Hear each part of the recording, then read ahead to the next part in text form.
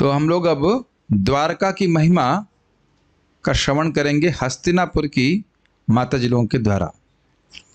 श्रीमद् भागवतम प्रथम स्कंद 10वां अध्याय श्लोक क्रमांक 27। अहो बता स्वर यशस्, भाई रुक जाओ।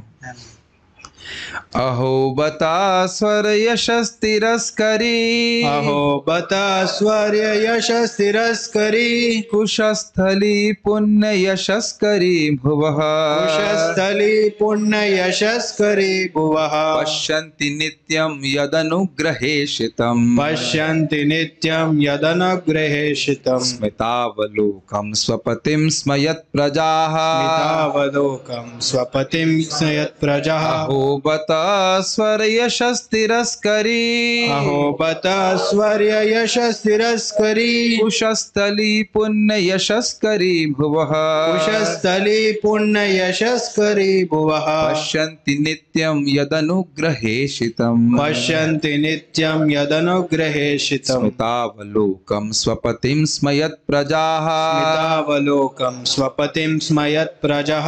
अहो बता स्वर यशस् तिरस्करी, अहो बता स्वर्य यशस् तिरस्करी, कुशस्थली पुण्य यशस्करी भुवः, कुशस्थली पुण्य यशस्करी भुवः, पश्यन्ति नित्यं यदनुग्रहेशितं, पश्यन्ति नित्यं यदनुग्रहेशितं, स्मितावलोकं स्वपतिं स्मयत् प्रजाः, स्मितावलोकं स्वपतिं स्मयत् प्रजः। अहो बता स्वर यशस् तिरस्करी, अहो बता स्वर्य यशस् तिरस्करी, कुशस्थली पुण्य यशस्करी भुवः, कुशस्थली पुण्य यशस्करी भुवः, पश्यन्ति नित्यं यदनुग्रहेशितं, पश्यन्ति नित्यं यदनुग्रहेशितं, स्मितावलोकं स्वपतिं स्मयत् प्रजाः, स्मितावलोकं स्वपतिं स्मयत् प्रजः। अहो बता स्वर्य यशस् तिरस्करी, अहो बता स्वर यशस् तिरस्करी, कुशस्थली पुण्य यशस्करी भुवः, कुशस्थली पुण्य यशस्करी भुवः, पश्यन्ति नित्यं यदनुग्रहेशितं, पश्यन्ति नित्यं यदनुग्रहेशितं, स्मितावलोकं स्वपतिं स्मयत् प्रजः, स्मितावलोकं स्वपतिं स्मयत् प्रजाः। अहो बता स्वर यशस् तिरस्करी, अहो बता स्वर्य यशस् तिरस्करी, कुशस्थली पुण्य यशस्करी भुवः, कुशस्थली पुण्य यशस्करी भुवः, पश्यन्ति नित्यं यदनुग्रहेशितं, पश्यन्ति नित्यं यदनुग्रहेशितं, स्मितावलोकं स्वपतिं स्मयत् प्रजाः, स्मितावलोकं स्वपतिं स्मयत् प्रजः। अहो बता स्वर यशस् तिरस्करी, अहो बता स्वर्य यशस् तिरस्करी, कुशस्थली पुण्य यशस्करी भुवः, कुशस्थली पुण्य यशस्करी भुवः, पश्यन्ति नित्यं यदनुग्रहेशितं, पश्यन्ति नित्यं यदनुग्रहेशितं, स्मितावलोकं स्वपतिं स्मयत् प्रजाः, स्मितावलोकं स्वपतिं स्मयत् प्रजः।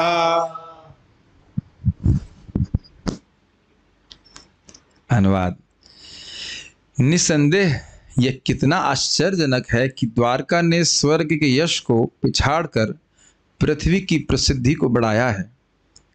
द्वारका के निवासी उनके प्रिय स्वरूप में समस्त जीवों के आत्मा कृष्ण का सदैव दर्शन करते हैं। भगवान उन पर दृष्टिपात करते हैं और अपनी मुस्कान भरी चितवन, चितवन का मतलब होता है प्रेम स्नेह भरी दृष्टि। दृष्टि में बहुत भाव आ जाता है कि नहीं, करते कि नहीं? आंख से मालूम चल जाता है कि व्यक्ति हमको सहन करना चाहता नहीं कि हम आ रहे हैं कि नहीं, और आंख से ही मालूम चल जाता है कि व्यक्ति बड़ा प्रसन्न है कि हम आए है कि नहीं। आंख से मालूम चलता है कि नहीं? Yes yes. मुस्कान भरी चितवन से उन्हें कृतार्थ करते हैं। कृतार्थ का क्या समझते हैं आप लोग? नहीं नहीं प्रभु जी, कृत कृत अर्थ, हम सफल हो गए, ये भाव है कृतार्थ। नहीं सर, कृत मतलब हो गए, अर्थ मतलब हमारा जो भी प्रयोजन था जीवन का वह हो गया, हमारा जीवन सफल हो गया, ये कृतार्थ करता है। आप सुन, इसका उपयोग नहीं करते, कृतार्थ हो गए, वी आर फुल्ली सेटिस्फाइड। अगर इंग्लिश में कहा जाए हम पूरी तरह से, हमारा जीवन सफल हो गया, ये कहते हैं कृतार्थ अर्थ। नहीं समझ रहे कृतार्थ? कृत अर्थ, जिसके सारे अर्थ, इसके सारे प्रयोजन पूरे हो गए, ये कहने का अर्थ। कैसे पूरे हो गए बताइए? भगवान की मुस्कान भरी, स्नेह भरी स्मित, स्मितावलोक, मैं समझाऊंगा उसे। भगवान मुस्कुराते हैं कि नहीं? कृष्ण बलराम का दर्शन करने जाते हैं कि नहीं? हम लोग जाते हैं। तो कृष्ण कभी आपको सीरियस दिखाई पड़े? सीरियस तो तब हो जब कोई प्रॉब्लम हो, कोई प्रॉब्लम तो है ही नहीं उनके लिए, है कि नहीं? तो हर समय मुस्कुराते, चाहे हमारे एग्जाम में नंबर कम आया ज्यादा है, कुछ भी घर में परेशानी है, कृष्ण मुस्कुराते ही रहते हैं। अच्छा, कृष्ण हंस नहीं रहे हैं, आप देखें कृष्ण बलराम जी मुस्कुरा रहे हैं, हल्का सा मुस्कुराते, ऐसे ही वो द्वारका में मुस्कुराते हैं और अवलोकन करते हैं। अब पहले मैं संस्कृत बोलूंगा, पहले उसके बाद ही समझाएंगे। बहुत अच्छा श्लोक है। अहो, अहो बता, आपने श्लोक ऐसा कई बार सुन चुके हैं मेरे मुख से, अहो बता स्वपचतो करी। तो अहो बता मतलब, बत मतलब निश्चित, और अहो मतलब कितने आश्चर्य की बात है। इसीलिए प्रभुपाद कहें निसंदेह शब्द से शुरू किए। अहो बता मतलब निसंदेह, और ये कितनी आश्चर्य की बात है, क्या संदेह नहीं करना चाहिए, क्या आश्चर्य की बात है? तो कह रहे हैं स्वर, स्वर मतलब स्वर्ग, एक अर्थ, स्वर्ग यशस तिरस्करी। तिरस्कार का अर्थ क्या होता है बताइए? Neglect, useless. तो कह रहे हैं कि स्वर्ग के यश को तिरस्कृत कर रही है। स्वर्ग किसी काम का नहीं है। कौन कर रही है? कुशस्थली, कुशस्थली अर्थात द्वारका। ये इतना सीधा नहीं जितना आप सोच रहे हैं। अभी हमसे जब टीका पढ़ाएंगे तो समझाएंगे, अभी हम सीधा सीधा अर्थ बता रहे हैं। स्वर यशस तिरस्करी कुशस्थली, कुशस्थली अर्थात द्वारका स्वर्ग के भी यश को फीका कर रही है, तिरस्कृत कर रही है। ठीक है, तिरस्कृत समझ रहे हैं करना मित्र प्रभु? आप कोई सुंदर वस्तु मतलब बनाए हैं वस्तु, तो आपका प्रसाद अच्छा बनाए हैं, तो कोई बाहर कोई खराब वस्तु है, उससे पहले व्यक्ति खा भी रहा हो, नहीं प्रभु जी आपने इतना अच्छा बनाया और कुछ नहीं खाना चाहते, वो उसके आगे सब कुछ तिरस्कृत है, रिजेक्टेड, रिजेक्टेड, यू अंडरस्टैंड? स्वर्ग का यश भी द्वारका के आगे रिजेक्टेड है। क्या करना स्वर्ग का? द्वारका में है इत्यादि। और पुण्य यशस्करी भुवः, तिरस्करी और यशस्करी, यशस्करी मतलब यश देने वाली। किसको यश देने वाली है द्वारका? भुवा अर्थात भूमि को। ये यश दे रही है कि पृथ्वी पे द्वारका है। द्वारका कहाँ है? पृथ्वी पे है। तो पृथ्वी का यश पुण्य यश बढ़ाने वाला है। पहली लाइन क्लियर है? ओह कितने आश्चर्य की बात है कि स्वर्ग के यश को तिरस्कृत कर रही है, जबकि स्वर्ग पृथ्वी की तुलना में कहीं अधिक श्रेष्ठ है। भगवान स्वयं अपने मुख से बोले हैं, भोग स्वर्ग लोकम विशालम, विशाल भोग प्राप्त होते हैं स्वर्ग में। भगवान अपने मुख से बोल रहे हैं, तो सोचिए कि कितना भोग प्राप्त हो रहा होगा स्वर्ग में। हम लोग थोड़ा बहुत कुछ खा लेते, सोचते हैं कि हम कृतार्थ हो गए, ये हो गया, खा पी करके कुछ खुश हो जाते हैं, लेकिन स्वर्ग में क्या सुख है उसकी भी कल्पना हम यहां नहीं कर सकते। कुछ देख रहे हैं श्लोक में अद्भुत, पृथ्वी स्वर्ग से हीन है, ध्यान दीजिएगा। तो लेकिन द्वारका की उपस्थिति की वजह से स्वर्ग का यश तिरस्कृत हो गया और पृथ्वी का यश वर्धित हो गया। क्या ये देख पा रहे हैं? पहले श्लोक में बहुत सुंदर है। स्वर्ग यश से, स्वर्ग पृथ्वी से कहीं अधिक श्रेष्ठ है, भोग की दृष्टि से, जीवन की दृष्टि से। प्रभुपाद समझाएंगे इस बात को इत्यादि। जैसे एक उदाहरण के लिए, जब मोहिनी मूर्ति आती हैं तो असुर लोग कहते हैं तुम क्या नाग कन्या हो, क्या तुम असुरों की कन्या हो, देवता की कन्या हो, लेकिन ये नहीं बोलते कि मानव की कन्या हो। तो सुंदर लोगों में मानवों को गिनती आती ही नहीं। और एक जगह और भी कहीं है, यही बात याद आ रहा है कि मानव लोगों को सुंदर बोला ही नहीं जाता है। यहाँ का बहुत सुंदर व्यक्ति भी देवताओं में कहीं उसकी कोई गणना नहीं होती है। तो मैं खाली इस दृष्टि से, और उम्र की दृष्टि से देख लीजिए, धन संपदा की दृष्टि से देख लीजिए, सभी में हम लोग हीन है कि नहीं स्वर्ग से। लेकिन यहाँ क्या कह रहे हैं, कह रही हैं कि स्वर्ग के यश को तिरस्कृत, तिरस्कार का अर्थ समझते हैं आप? थोड़ा देखिए, एक एक शब्द पे मनन करेंगे तो अच्छा लगेगा। तिरस्कार मीन्स रिजेक्ट, हमें चाहिए ही नहीं, यूजलेस। उम्मीद है कि इंद्र मेरा प्रवचन नहीं सुन रहे हैं। ठीक है, कहेंगे अच्छा वैसे कौन सा जाना है अपने को स्वर्ग, ठीक है कि नहीं? ये तिरस्कार में सोच रहे, आई डोंट वांट दिस, ये कहना, ये बिल्कुल किसी काम का नहीं। पुण्य यशस करीब हुआ और पृथ्वी के यश को बढ़ाने वाली है। ऐसा क्यों? एक प्रश्न आ जाएगा, ऐसा क्यों कह रहे हैं? तो कह रहे हैं पश्यंती, पश्यंती शब्द एक वचन में है, नहीं जानबूझ के गलत बोला, द्विवचन बहुवचन में है। पश्यंती मतलब द्वारका के सारे निवासी, नित्य मतलब निरंतर। और आज भी हम चैतन्य चरिता में सुन रहे थे, अनुसवम अभिनवम, भगवान के रूप कैसा है, सुंदर है और नवीन लगता जा रहा है, और सुंदर और सुंदर, ऐसा कृष्ण का स्वरूप है। तो ऐसे स्वरूप को, कृष्ण के स्वरूप को नित्यम पश्यंती, द्वारका के वासी नित्य ही देखते हैं। अच्छा, वो रूप है कैसा है? यद अनुग्रह ईशितम, अनुग्रह तो समझ गए, कृपा, और ईशित मतलब प्रेषित। प्रेषित का बताइए क्या होता है? भेजना, यानी कृपा देने के लिए, अनुग्रह प्रेषित करने के लिए, कृपा देने के लिए ये कृष्ण स्मतावलोकम, स्मित मतलब मुस्कान और अवलोकन मतलब देखते हैं।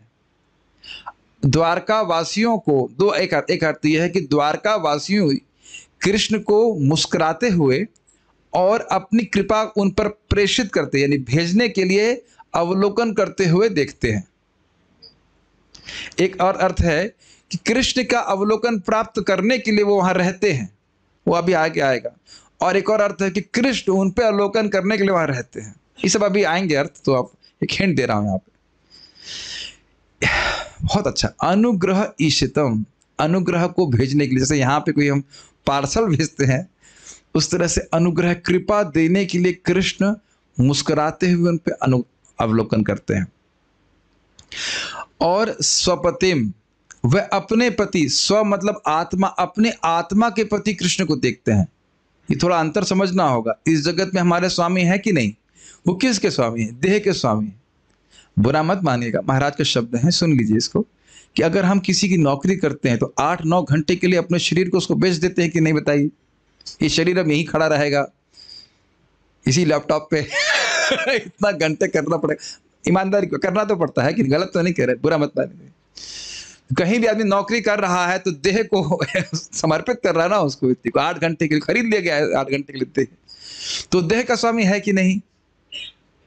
देह का स्वामी, आत्मा का स्वामी तो नहीं है। तो कह रहे हैं स्वपतिम अर्थात आत्मा के स्वामी। उसका भगवान कृष्ण से तो आत्मा का संबंध है ना, आप जानते हैं 5 रसों में संबंध होता है ना। तो स्वपतिम का आशय यह है कि कृष्ण को हर व्यक्ति अपने अपने संबंध से देख रहा है। जो उसका नित्य संबंध कृष्ण से है उस तरह से देख रहा है, और कृष्ण भी वैसे ही देख रहे हैं। My dear Brajvasis, are you able to understand? नहीं समझ में आ रहा है?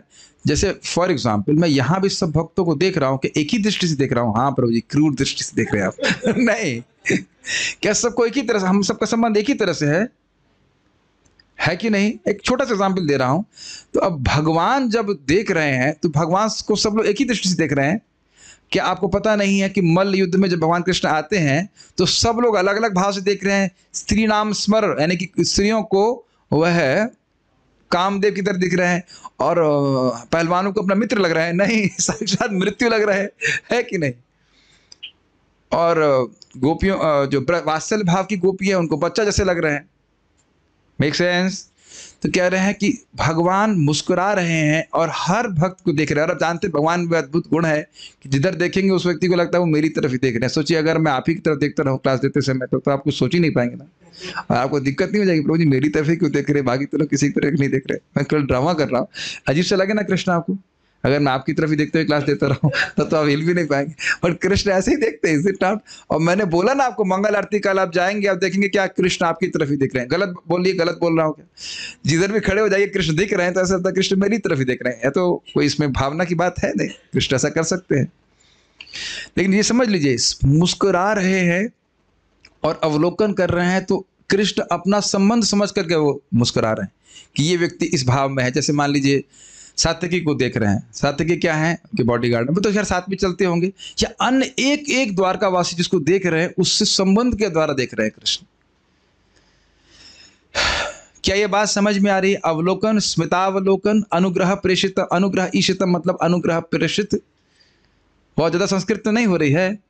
अनुग्रह भेजने के लिए मुस्कुराते हुए कृष्ण अवलोकन कर रहे हैं, इसीलिए पुण्य यशस्करी भुवः, ये द्वारका धन्य है, द्वारकावासी धन्य है। कृष्ण का नित्य दर्शन हो रहा है। स्म यत् प्रजा, उनकी प्रजा, उनकी प्रजा का मतलब वहां भी भगवान ने मैं इनका पालक हूं, ये भाव रहता है।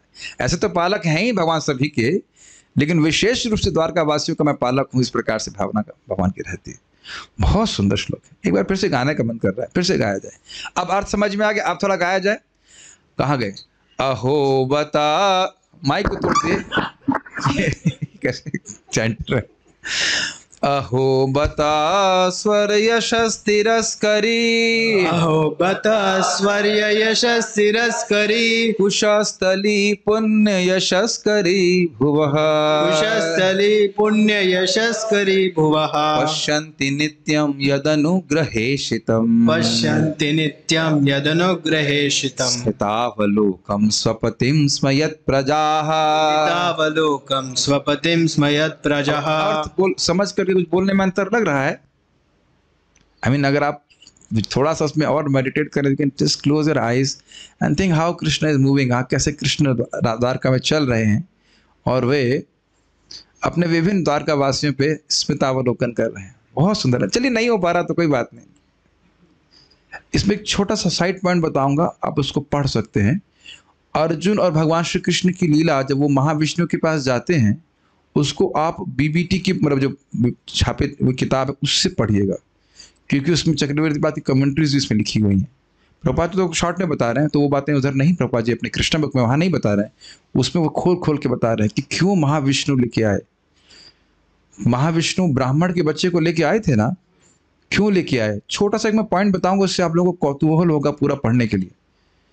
एक प्रश्न उठा सकते हैं अर्जुन कि महाविष्णु ब्राह्मणों को प्रिय हैं, ब्राह्मणों का अनुगमन करते हैं, और एक ब्राह्मण को इतना दुख दिए, कई बार उसके बच्चे मारे गए, तब वह कृष्ण के पास जाते हैं वापस। कृष्ण के पास तो पहले भी गए थे, उसके बाद फिर जाते हैं। वो पूरी लंबी कथा है, मैं इधर नहीं बता रहा हूँ, केवल एक पॉइंट आपको बोल रहा हूँ पकड़ने के लिए उसको। वहां पे आप पूरा चैप्टर पढ़ेगा, बड़ा इंटरेस्टिंग है। तो जब अर्जुन और कृष्ण महाविष्णु से लौट रहे थे, धाम से लौट रहे थे, तो अर्जुन सोचने लगे कि अरे देखो, द्वारका का पान वाला भी जिस कृष्ण का दर्शन करता है, उस कृष्ण को देखने की इच्छा महाविष्णु रख रहे हैं। अर्थात महाविष्णु का सामर्थ्य नहीं है कि कृष्ण को देख सकें द्वारका में, और महाविष्णु के पार्षद भी ब्राह्मण के पुत्र को नहीं ला सकते, इसलिए महाविष्णु को स्वयं आकर के ब्राह्मण के पुत्र को लेकर जाना पड़ा। मुझे पता है कि विश्वास भी नहीं हो रहा हुआ आप लोगों को, लेकिन कृपया आप अध्याय कौन सा है, मैं समझ रहा हूँ 89 है, 89 अध्याय को भागवत से पूरा पढ़िए, उसमें कमेंट्री में ये बात लिखी गई है। वहां पे लिखा है दिदृक्षो, महाविष्णु कह रहे कि मैं आपको देखने की इच्छा रख रहा था। इसका 10.89 है, उसको पढ़िएगा, लास्ट के सेक्शन में कमेंट्रीज में दिया गया है। पहले आप अगर स्टोरी समझना चाहते हैं तो कृष्णा बुक से पढ़िए, प्रभुपाद स्टोरी भी समझाते हैं, और ये पॉइंट वहां पे भक्तों ने टीका में चक्रवर्ती बात का उद्धृत करते हुए लिखा है। बड़ा रोचक है वो। मैं खाली बोल रहा हूँ कि द्वारका का वैभव देखिए कितना अद्भुत है, क्योंकि यहाँ आगे टीका में चक्रवर्ती बात कहेंगे कि द्वारका वैकुंठ से भी श्रेष्ठ है। तो इसलिए अभी आप hold on to your seat belts. ठीक है, श्लोक आपको मोटा मोटा समझ में आया? आगे पढ़ते हैं। अन्वय, अहो बता, यह कितना आश्चर्यजनक है, और बता मतलब निसंदेह ये कितना आश्चर्यजनक है। स्वर यशसः, स्वर्ग की महिमा तिरस्करी, पराजित करने वाली, कुशस्थली द्वारकापुरी, भुवः पृथ्वी लोक के पुण्य अर्थात पवित्र और यशस्कृत अर्थात यश को बढ़ा रही है। यत क्योंकि वहां के प्रजा निवासी यद अनुग्रह ईशितम जो वर देने के लिए कृपा से एवं देने के लिए समझ रहे हैं, अनुग्रह ईशितम अनुग्रह प्रेषितम अनुग्रह देने के लिए भेजने के लिए, स्मितावलोकम मृदु मुस्कान भरी चितवन से युक्त। चितवन का समझ में आ रहा है, स्नेह भरी कृपा दृष्टि। चितवन क्लियर समझ में आना चाहिए। मृदु मुस्कान मतलब स्मित हल्का सी मुस्कान। आप कृष्ण बलराम का स्मरण कर सकते हैं। कृष्ण बलराम के फोटो तो नहीं दिखाने की जरूरत है, सब समझ रहे हैं। हाँ इधर तो सामने है ही, यहाँ दिख रहे हैं ना आपको फोटो में। सब लोग जानते हैं, रोज जो लोग मंगल आरती जानते इसका अर्थ है कि मृदु मुस्कान मतलब स्मित मुस्कान जिसमें दांत नहीं दिखता है, खाली मुस्कुराहट दिखती है। ठीक है, किसी महान व्यक्ति के घर पे आप जाएं और इस प्रकार से आपको वो ध्यान दें केवल और मुस्कुरा करके देखें, तो क्या अपने को कृतार्थ नहीं मानते हैं?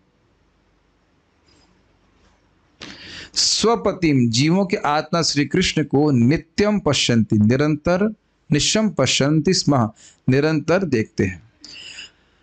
अब तक मैं समझ रहा हूं सब भक्त लोग इससे अभिज्ञ हो गए होंगे कि पश्यन्ति मतलब ये वर्तमान निर्देश से द्वारका में नित्य ही भगवान की ऐसा लीला चलती ही रहती है और इस समय भी द्वारका में भगवान की अप्रकट लीला चल रही है, भले हम नहीं देख पा रहे हैं। ये सोचने वाली बात है कि भगवान के सारे बड़े बड़े धाम या सारे धाम हमारी पृथ्वी पे ही हैं। अयोध्या धाम, जगन्नाथपुरी, मायापुर, वृंदावन और द्वारका, चार तो यार, इसके बाद भी रामेश्वर इत्यादि है, बद्री, और वह भी सब भारत में ही है। एनीवेज सोचने वाली बात है। श्रीधरी द्वारका की प्रशंसा करती हुई वे कहती हैं, ये अत्यंत आश्चर्य की बात है। इससे पहले हम आगे बढ़े, हम ये बात ध्यान रखना कि भगवान कब आते हैं, क्यों आते हैं, इसकी व्याख्या, फिर किन के बीच में आते हैं और किस देश में आते हैं उसकी व्याख्या चल रही, इसलिए ये सब बातें बोल रही हैं। ब्रज में आ रही हैं वो तो बता दिया उन्हें, मधुवन में, क्या द्वारका में भगवान लीला नहीं करते हैं, तो द्वारका की महिमा भी इसीलिए बता रहे हैं क्योंकि देश किस देश में आते हैं, किन पात्रों के बीच में आते हैं और कब क्यों आते हैं उसके ये व्याख्या चल रही। तो उपक्रम यही है, इसी के ये प्रसंग यही चल रहा है, इस पर बात हो रही है। द्वारका की प्रशंसा करती हुई वे कहती हैं, ये अत्यंत आश्चर्य की बात है। अहोबत का प्रयोग अत्यंत आश्चर्य के अर्थ में हुआ। निसंदेह ये कितने आश्चर्य की बात है, इसमें कोई डाउट नहीं होना चाहिए। यदि कहो कि क्या आश्चर्य है, तो इसका उत्तर है कि कुशस्थली यानी द्वारकापुरी स्वर्ग के उत्कृष्ट यश को तिरस्कृत कर रही है। जैसे एक छोटा सा बात कि भाई स्वर्ग में लोग कितना जीते हैं, मैं सुना हूं 10,000 साल हमारे हिसाब से, तो ये बात उत्कृष्ट हुई कि नहीं। और वैसे भी जो देवता है वो तो पूरे मनवंतर तक जीते हैं, जो वहाँ के इंद्र हैं, चंद्र इत्यादि में तो पूरे मनवंतर जी रहे हैं, तो आयु की दृष्टि से उत्कृष्ट हुआ कि नहीं। भोग दृष्टि से हम सुनते हैं कि ऐसे ऐसे फल हैं, आम इत्यादि, इसमें छिलका भी नहीं होता है, मतलब गुटली भी नहीं होती, जूसी जूस रहता है, भागवत की बात नहीं कर रहे हैं जूसी जूस रहता है इत्यादि, तो वह सब स्वर्ग में उपलब्ध है। और मतलब अप्सराएं इत्यादि घूमती रहती वहाँ पे, घूमती मतलब समझ रहे हैं। तो कुछ लोग इसी प्रकार से प्रेरित होते हैं कुछ विशेष कृत्य करने के लिए, कोट एंड कोट, ताकि वो सोचते हैं उनको अप्सराएं मिलेंगी। लेकिन दिक्कत यह है कि लोगों को मारने से अप्सरा नहीं मिलती है, 3 खतरनाक यमदूत मिलते हैं। आपको पता है कुछ लोग कन्विंस है इस तरह से कि वो लोग कुछ लोगों को यहाँ पे प्यारे प्यारे लोगों को मारेंगे तो उनको 72 हुरे मिलेंगी, हुरे अप्सरा। But they have wrong conception. लोगों को, अच्छे भले लोगों को मारने से हुरे नहीं मिलती, उनकी रूह बाहर निकाली जाएगी और नरक में डाला जाएगा। समझ रहे हैं मैं क्या कहना चाहता हूँ। ये जो इतने सब आतंकवादी लोग हैं ऐसे स्वर्ग में पुण्य करके जाते हैं। उस पर बड़ी बड़ी चढ़ाई भी हुई है, रावण ने प्रयास किया और क्या नाम, बलि महाराज को जीतने का प्रयास किया इत्यादि। तिरस्कृत क्यों कर रही है? क्योंकि कृष्ण भाव नहीं है। देखिए, जीव को जो आध्यात्मिक सुख चाहिए वो भगवान कृष्ण की भक्ति के द्वारा ही प्राप्त है। चाहे वो स्वर्ग में चला जाए, चाहे कहीं चला जाए, वो सुख उसको नहीं मिलेगा। इससे पहले मैं आगे जाऊं, थोड़ा समझने का प्रयास कीजिए। पृथ्वी पे जो सुख है, उपनिषद इसको बताते हैं, उससे 100 गुना ना कितना गुना स्वर्ग में है, स्वर्ग से कई गुना उससे ऊपर के लोक में। तो ऊपर का हर लोग नीचे वाले को देखता, कहता है कितने दुख में है, देखो ये ये समझ रहे हैं बात? स्वर्ग वाले हमको देखते कहते हैं कितने दुख में है, स्वर्ग से ऊपर वाले कहते हैं देखो कितने फालतू में टाइम वेस्ट कर रहे हैं इंद्रिय तृप्ति में। फिर उसके बाद और ऊपर जाते हैं तो मुनिगण तपस्या करते रहते हैं, वो तपस्या के अत्यंत सुख को अनुभव करते हैं, क्या टाइम वेस्ट कर रहे हैं। और ऐसे हाईएस्ट सुख इस जगत का है ब्रह्मलोक में। लेकिन ब्रह्मलोक के निवासियों को भी वैकुंठ के लोग कहते हैं क्या ये लोग दुख भोग रहे हैं। तो कुछ समझ में आ रहा है, इस जगत का जो भी सुख है वह भगवान की भक्ति के सुख के आगे तिरस्कृत है। और भगवान इस जगत का सुख छोड़िए, आप सुन चुके हैं प्रहलाद महाराज की युक्ति है कि भगवान आपकी भक्ति से जो सुख है वह तो सागर के समान है, और ब्रह्म सुख, मुक्ति का सुख एक गिलास के समान, एक कोई कहता है बूंद के समान, इस प्रकार से। तो अब आप समझ रहे हैं कि द्वारकावासी भगवान की भक्ति के सुख में कितने आप्लावित हैं, उसके आगे स्वर्ग कौन जाना चाहेगा। ठीक है, कुछ समझ रहे हैं मेरी भाषा जी? तो स्वर्ग उत्कृष्ट यश किसके कंपैरिजन में, किसकी तुलना में है? पृथ्वी की तुलना में। लेकिन जैसे ही पृथ्वी पे द्वारका है, विद्यमान है, जब से भी है, तो द्वारका की वजह से पृथ्वी का यश अत्यंत बढ़ गया और स्वर्ग का यश तिरस्कृत हो गया। हमेशा से विद्यमान है, ऐसे कह लीजिए। और भूलोक के पवित्र यश को बढ़ा रही है। इसका कारण यह है कि वहां प्रजाएं अनुग्रह पूर्वक और मंद मुस्कान से युक्त देखने वाले अपने स्वामी भगवान श्री कृष्ण का नित्य ही दर्शन करते हैं। ये तो स्पष्ट समझ में आ रहा है। लेकिन अपने स्वामी से क्या सीखा? अपने स्वपतिम, जो हर द्वारकावासी भगवान से अपने संबंध के अनुसार उनको देख रहा है। ये बहुत बड़ी बात है। फिर से मैं रिपीट कर रहा हूँ। मैं एक भक्त को पूछ रहा था, मैंने कहा मैं बार बार रिपीट करता हूँ, आप लोग को वही नहीं लगता? कहते हैं हम लोग कलयुग के लोग हैं, हमने स्मरण करना नहीं सीखा है। मैंने कहा वाह, this we are not train to remember things. तो काइट अच्छा स्टेटमेंट है, बट मुझे लगता नहीं कि अब आप लोगों के संग ऐसा होगा। भगवान से जब संबंध जागृत होता है तो भक्ति की कोई भी क्रिया कितना सुख देती है? असीमित देती है। तो अब आप समझ गए स्वपतिम का आशय क्या हुआ? हर भक्त का प्रेम है भगवान से, तो देख करके प्रसन्न हुआ जा रहा है। यस जी। और क्या वही प्रसन्न हो रहा है? कृष्ण भी प्रसन्न हो रहे हैं। आज सुबह अपने चैतन्य चरितामृत पढ़ा था ना, हुड़ा हुड़ी गोपियां कृष्ण को देख रही हैं और उनको बहुत सुख मिल रहा है, और कृष्ण का मधुरता और बढ़ रही है। तो उसको देखकर गोपियां, और गोपियों का प्रेम कैसा है? दर्पण के समान, जिसमें कृष्ण का स्वरूप दिख रहा है।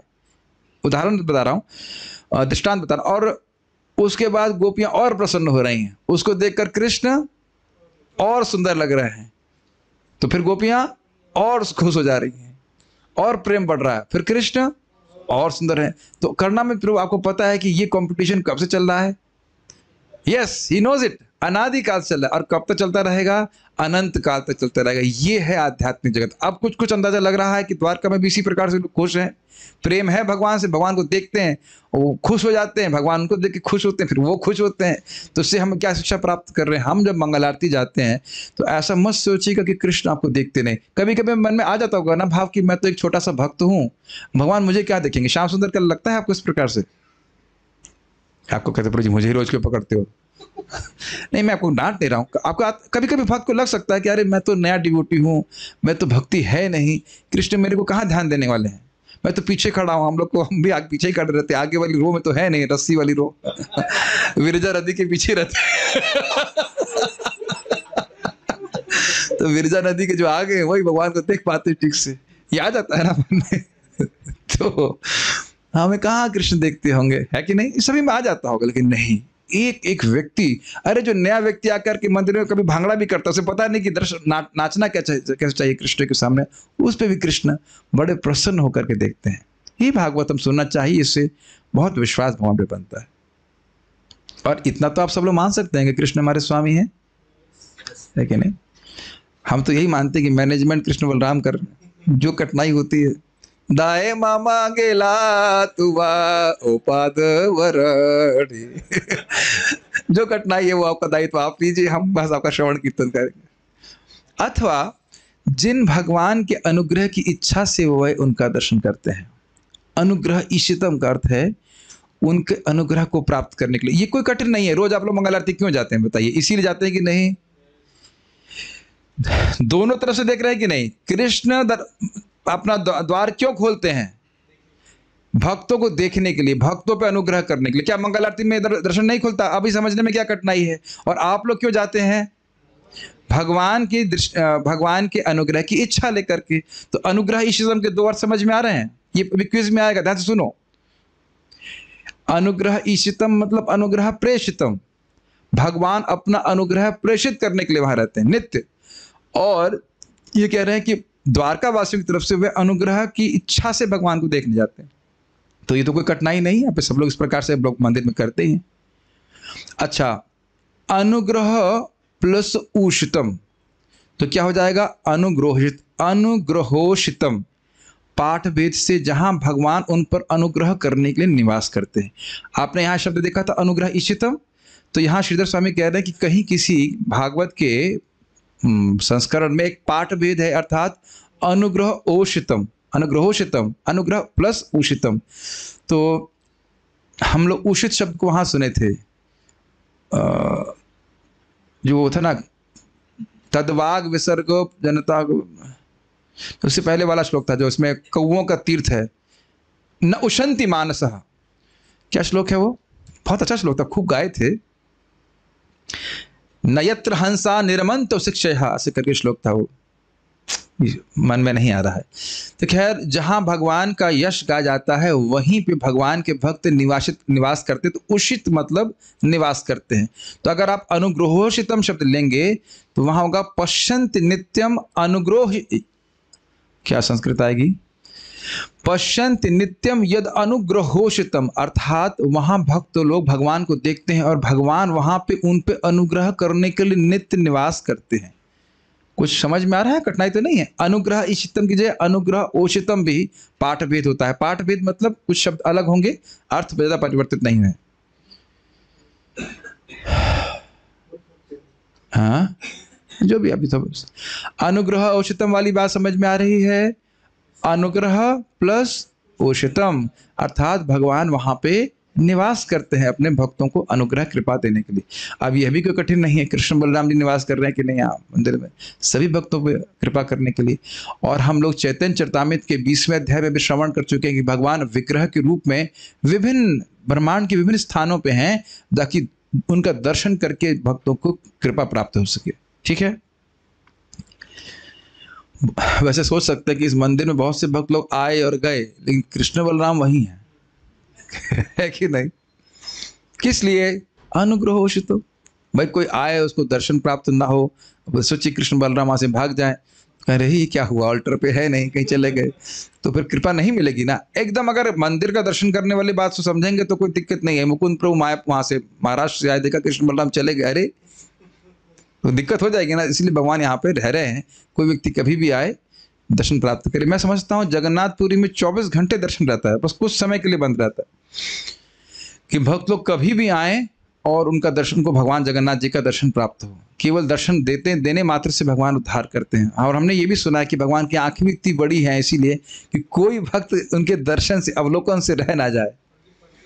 हाँ, और उनकी पलकें भी नहीं है, हाँ वो, ताकि कोई ऐसे मान लो देख रहे हो और पलक झपक जाए और कहीं कोई भक्त रह जाए तो वह भी नहीं। कितने अगर शब्द कहे क्यूट है जगन्नाथ जी कि नहीं, इतनी बड़ी बड़ी आंखों से ऐसे करके अपने भक्तों को देख रहे हैं, कोई रह ना जाए।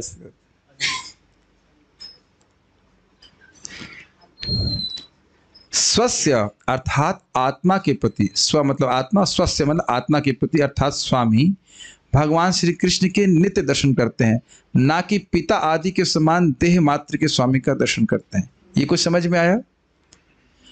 मैंने व्याख्या करी थी ना, इस जगत में पिता है या कोई मालिक है, वो किसका स्वामी है बताइए? वह देह का स्वामी, आत्मा का स्वामी तो नहीं है।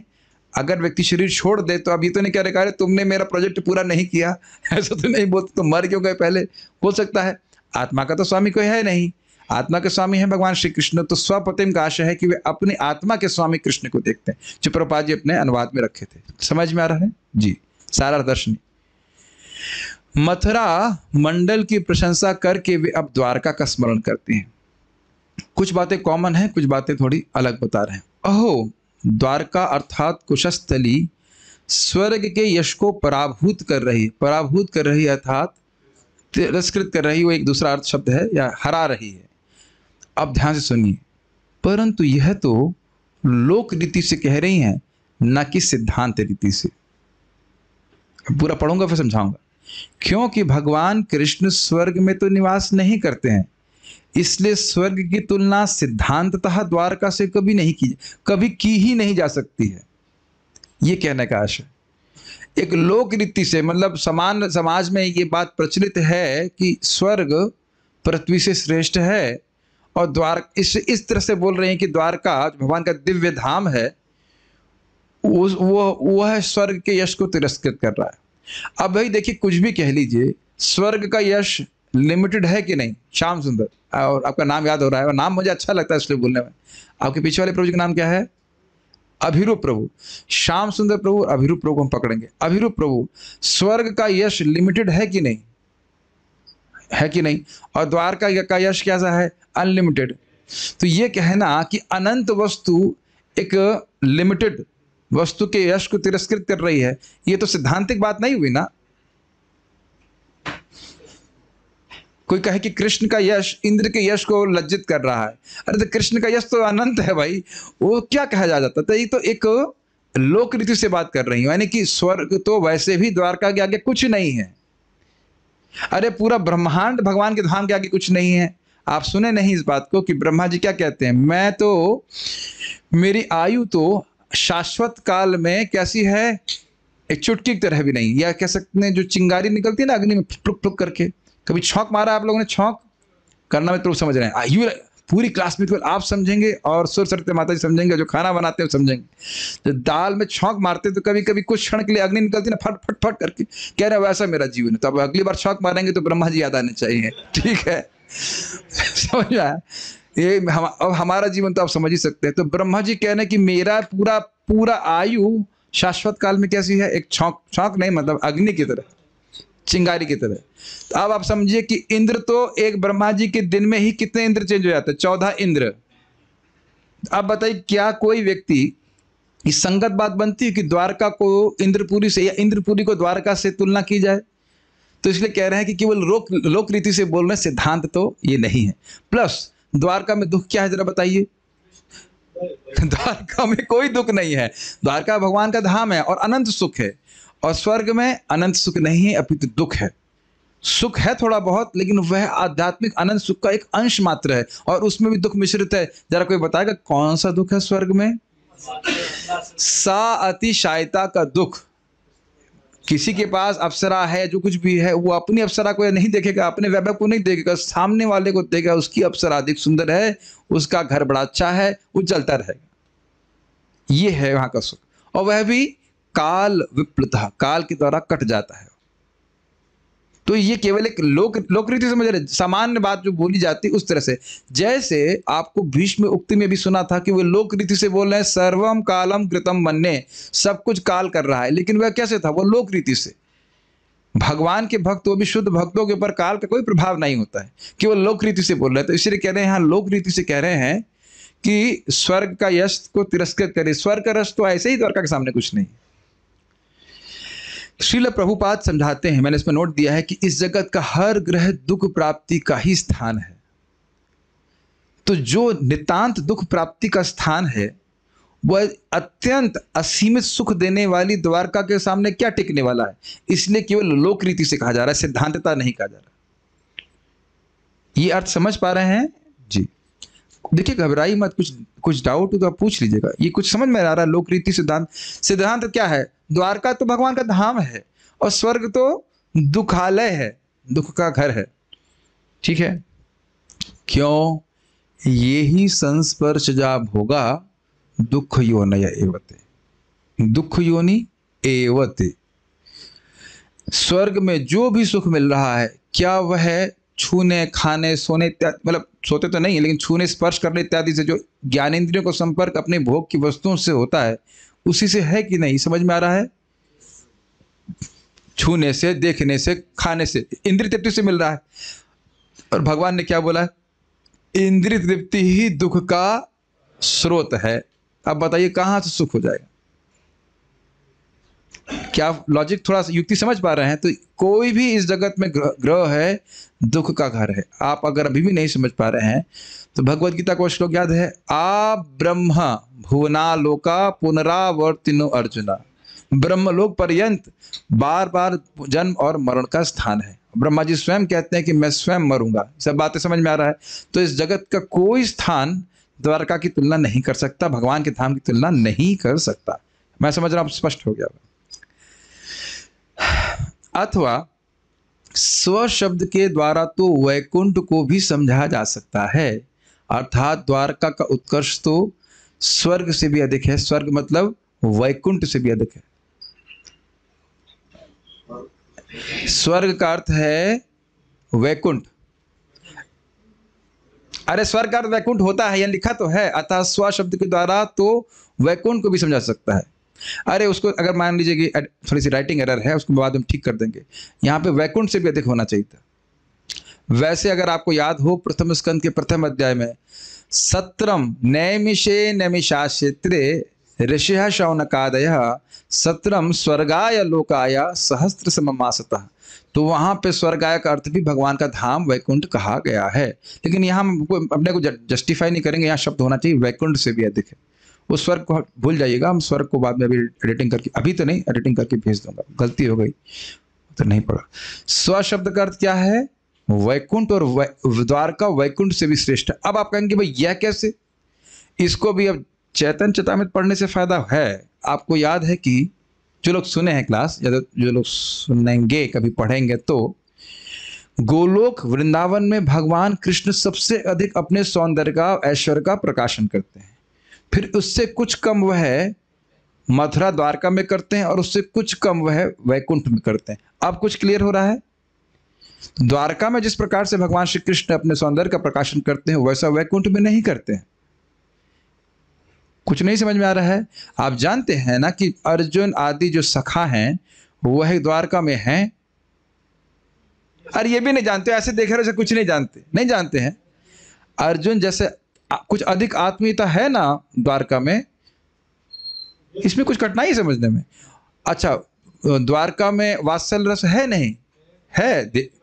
कुछ 500 रुपये जमा करवा लूंगा बोला तो। द्वारका में है ना?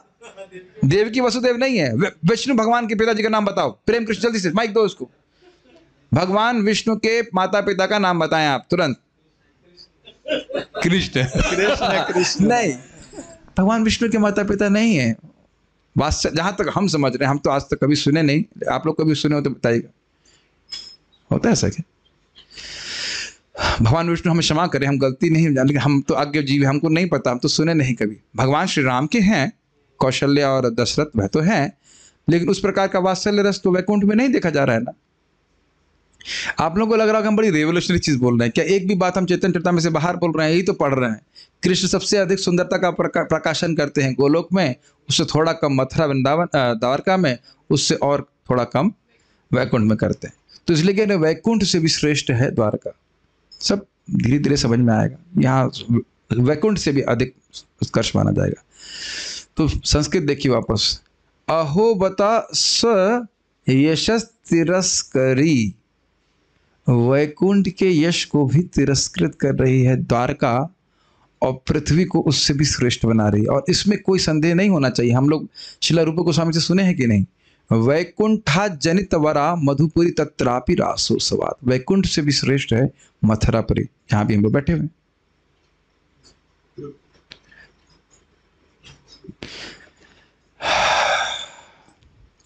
मैं इसीलिए बातें सामने रख करके बोल रहा हूं ताकि कोई संदेह नहीं करे। अच्छा, कुछ याद आ रहा है चैतन्य चरितामृत से कि वैकुंठ में प्राय शांत रस है और कुछ मात्रा में दास्य रस है, या सब भूल गए? अध्याय 20 में पढ़ाया गया था, याद आ रहा है? और आप जान रहे हैं कि उत्तरोत्तर रस और अधिक अधिक आनंद की अनुभूति कराने वाले हैं। ये सब याद है कि भूल गए? कहाँ पढ़ाया था? उम्मीद है कि ये सब बातें मैं अब रेफर कर रहा हूं तो सब बात याद आ रही होंगी। तो जितना जितना भगवान से आत्मीयता बढ़ती है, उतना अधिक अधिक भक्तों को सुख आनंद प्राप्त होता है। समझ में आ रहा होगा शायद। चलिए, मुझे विश्वास है कि समझ में आ रहा होगा। इसलिए वैकुंठ से भी द्वारका को अधिक श्रेष्ठ कहा जाता है। प्रद्युम्न प्रभु बड़े परेशान लग रहे हैं कि क्या क्या बातें हो रही हैं। This is not political science. ठीक है, we are not discussing any politics here, we are only discussing Krishna कथा।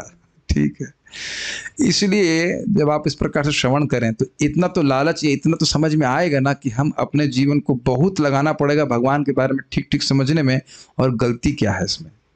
इससे पहले मैं आगे जाऊं, परम पूज्य वृंदावन चंद्र महाराज इतनी सुंदर बात कहे कि भक्त लोग साधन करते करते इतने सुखी हो जाते हैं कि साध को भूल ही जाते हैं।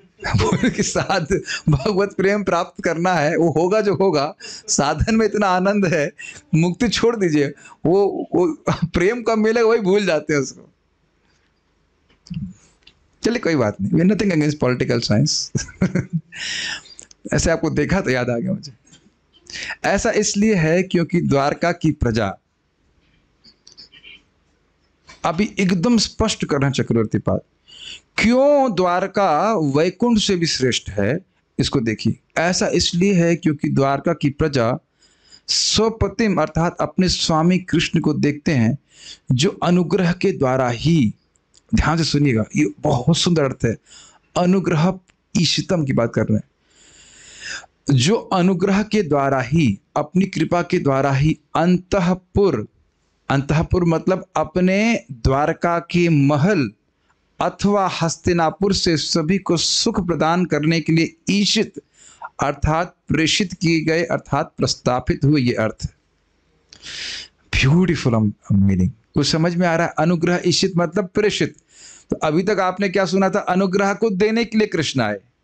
अब यहां कह रहे हैं अनुग्रह को देने के लिए कृष्ण को भेजा गया। बेसिकली कृष्ण स्वयं ही आए, ऐसे कह लीजिए। तो दो तरह से कृष्ण आ रहे हैं। कैसे आ रहे हैं भाई? द्वारका में उनका महल है कि नहीं? तो जब महल में रहते हैं तब तो भक्त लोग नहीं देख पा रहे हैं, तो भक्तों पे कृपा करने के लिए भगवान बारंबार रोज बाहर आते हैं, अपने आप को प्रस्थापित करते हैं, बाहर आते हैं, देखते हैं।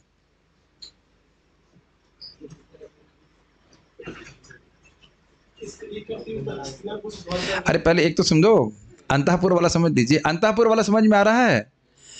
द्वारका में जो भगवान का महल है उससे भगवान बाहर आते हैं अपने भक्तों को दर्शन देने के लिए। और दूसरा, अभी आप देख ही रहे हैं, हस्तिनापुर की स्त्रियां सोच रहे हैं ना कि अब हम लोग यहां से जा रहे हैं अपने द्वारका वासियों पर अनुग्रह करने के लिए। ग्रहण किया। अभी भगवान कहां पे हैं? विजय प्रभु, अरे प्रॉम्प्ट कर दिया। हाँ, विजय प्रभु, इस समय भगवान कहां पे हैं? हाँ, मथुरा में तो नहीं है। अभिरूप प्रभु, इस समय भगवान कहाँ है? आप शायद घर भी अपने क्लास अभी ज्वाइन किया होगा, नहीं पता होगा। और कौन बता सकते हैं? ओके, प्रेम कृष्ण प्रभु, भगवान कहाँ है इस समय? हस्तिनापुर में। धीरे से बोलना है, कहीं गलती ना हो जाए। तो भगवान हस्तिनापुर में है, और हस्तिनापुर से कहाँ जा रहे हैं? द्वारका जा रहे हैं। तो अब समझ में आया, अपने आप को हस्तिनापुर से द्वारका में स्थापित करने के लिए कृष्ण जा रहे हैं। किस लिए? द्वारका वासियों पर अनुग्रह करने के लिए। क्यों? क्योंकि वह उनकी विरह से आतुर हैं। भाई जैसे हस्तिनापुर के लोग विरह का अनुभव कर रहे हैं, ऐसे द्वारका वासी भी विरह का अनुभव कर रहे हैं। वह भी आप देखने वाले हैं 11वें अध्याय में। ये अनुग्रह इष्टतम का समझ में आया? अमेजिंग श्रीमद् भागवतम। जीवन में एक बार तो मैंने सुना था, महाराज जी बता रहे थे, महाराज श्री परम पूज्य राधा गोविंद महाराज की, गांधी जी शरीर छोड़ने से पहले दुख अनुभव किए कि मैं संस्कृत नहीं जाना, नहीं तो मैं श्रीमद् भागवतम का अध्ययन जरूर करता। अपने जीवन के अंत में वह कुछ भागवत सुने थे, किसी से सुने थे, मैं नहीं जान रहा हूं, लेकिन सुने थे वो। कितना सुंदर है। अथवा अनुग्रहितम अर्थात जिनके अनुग्रह की प्राप्ति की इच्छा, यानी ईशित इच्छा से वे श्री कृष्ण का दर्शन करते थे। तो ये तो हम पढ़ चुके हैं। द्वारकावासी जाते और भगवान का दर्शन करते ताकि उनका अनुग्रह उनके ऊपर हो। उसके बाद वही बात कॉमन फिर से आ रही है। अनुग्रहोषितम ऐसा पाठ भेद भी देखा जाता है, अर्थात अपने अनुग्रह वितरण करने के लिए स्वानुग्रहार्थम जो द्वारका में वास करते थे उषितम, परंतु ऐसा अनुग्रह स्वर्ग में नहीं है, ये अर्थ है। अर्थात कृष्ण द्वारका में नित्य निवास कर रहे हैं, लेकिन स्वर्ग में इस प्रकार से नहीं। तो अब आप लोग के मन में एक विरोध आ जाएगा, वंशीधर जी उठाते हैं कि भाई वहां पे उपेंद्र तो रहते हैं, वामन देव के रूप में स्वर्ग में रहते हैं, लेकिन आप ये जानते हैं कि एक बात कि भगवान वामन देव वहाँ हमेशा नहीं रहते। ये पता है आपको बात? वामन देव हमेशा स्वर्ग में नहीं रहते, और यहाँ क्या बोल रहे हैं, नित्य नित्य रहते हैं कृष्ण द्वारका में। एक बात ही, और दूसरा बात यह है कि कृष्ण का जो माधुरी है वह अन्य विष्णु स्वरूपों में उतनी अधिक प्रस्तुत नहीं होती। ये तो हम अभी चर्चा कर चुके हैं। क्योंकि मन में एक डाउट आ सकता है कि स्वर्ग में भी तो वामन देव आते रहते हैं। महाराज समझा रहे थे कि हाँ, विग्रह के रूप में वह स्वर्ग में भगवान रहते ही हैं, लेकिन साक्षात रूप में भगवान कृष्ण द्वारका में रहते हैं। और वामन देव भी भगवान वहाँ पे हमेशा नहीं रहते। आप बृहद भागवत में पढ़ेंगे तो वहाँ वामन देव जी आते हैं और अपने बड़े भाई की तरह इंद्र की आदान प्रदान करते हैं, फिर चले जाते हैं, फिर इंद्र दुखी हो जाते हैं, ऐसे कर। यहाँ पे श्री सुबोधनी भी आज मैं रखा हूँ। ये श्री वल्लभाचार्य जी की टीका है, और प्रभुपाद जी इसको स्वीकार करते हैं। प्रथम स्कंद प्रथम अध्याय के तात्पर्य में प्रभुपाद जी कहते हैं कि वल्लभाचार्य जी अन्य कई प्रामाणिक टीकाकार हैं, तो श्री वल्लभाचार्य भी हैं, और इन्होंने इतनी सुंदर टीका लिखी है, बड़े सरस, आपको बहुत अच्छा लगेगा। कुछ कुछ पॉइंट्स हम लेंगे, आप उसको सुनेंगे तो मैंने कुछ कुछ पॉइंट्स लिए हैं, सारे तो नहीं ले पाया, लेकिन जो है वो आपको बहुत सुख देगा। तो क्यों स्वर्ग से श्रेष्ठ है? तो देखिए, स्वर्ग में तो देवता रहते हैं, बहुत ईजी है, परंतु द्वारका में तो देवादिदेव कृष्ण रहते हैं। क्लियर समझ में आ गया? देवादिदेव अर्थात जो देवताओं के भी देव हैं, जो देवता भी जब कठिनाई आती है तो उनकी उपासना करते हैं। एक क्लियर हो गया? इन्हें बिल्कुल जैसे वैसे देखा है, हम लोग बचपन में कंपैरिजन चार्ट बनाते थे, इधर ये है इधर वो है, ऐसे करके उन्हें बैलेंस किया। स्वर्ग में अप्सराएं हैं, परंतु द्वारका में तो लक्ष्मी है। कितनी लक्ष्मी है? 16,108। अगर भगवान की रानियों की ही बात करें तो वो सब लक्ष्मी है कि नहीं? स्वर्ग से तो पतन होता है, परंतु द्वारका में तो जीव मुक्त हो जाता है। एकदम क्लियर हो रहा है कि नहीं? कैसे यश को, स्वर्ग के यश को तिरस्कृत कर रही। और अब कहीं नहीं, स्वर्ग में तो सुधर्मा, सधर्मा है कि सुधर्मा सभा है और पारिजात वृक्ष है। कहते नहीं, स्वर्ग की सभा सुधर्मा और पारिजात आदि भी द्वारका में भगवान श्री कृष्ण ले आए। मान लो कोई कहे कि भाई द्वारका में सुधर्मा हॉल नहीं है और पारिजात वृक्ष नहीं, तो भगवान वो भी उखाड़ करके ले आए और कोई कुछ कह भी नहीं पाया, है कि नहीं? सुधर्मा तो खैर लेके नहीं आया, सुधर्मा तो स्वयं विश्वकर्मा ने गिफ्ट किया था ऐसे। तो कोई कमी नहीं है द्वारका में किसी भी तरह से। अब बहुत ध्यान से सुनिए।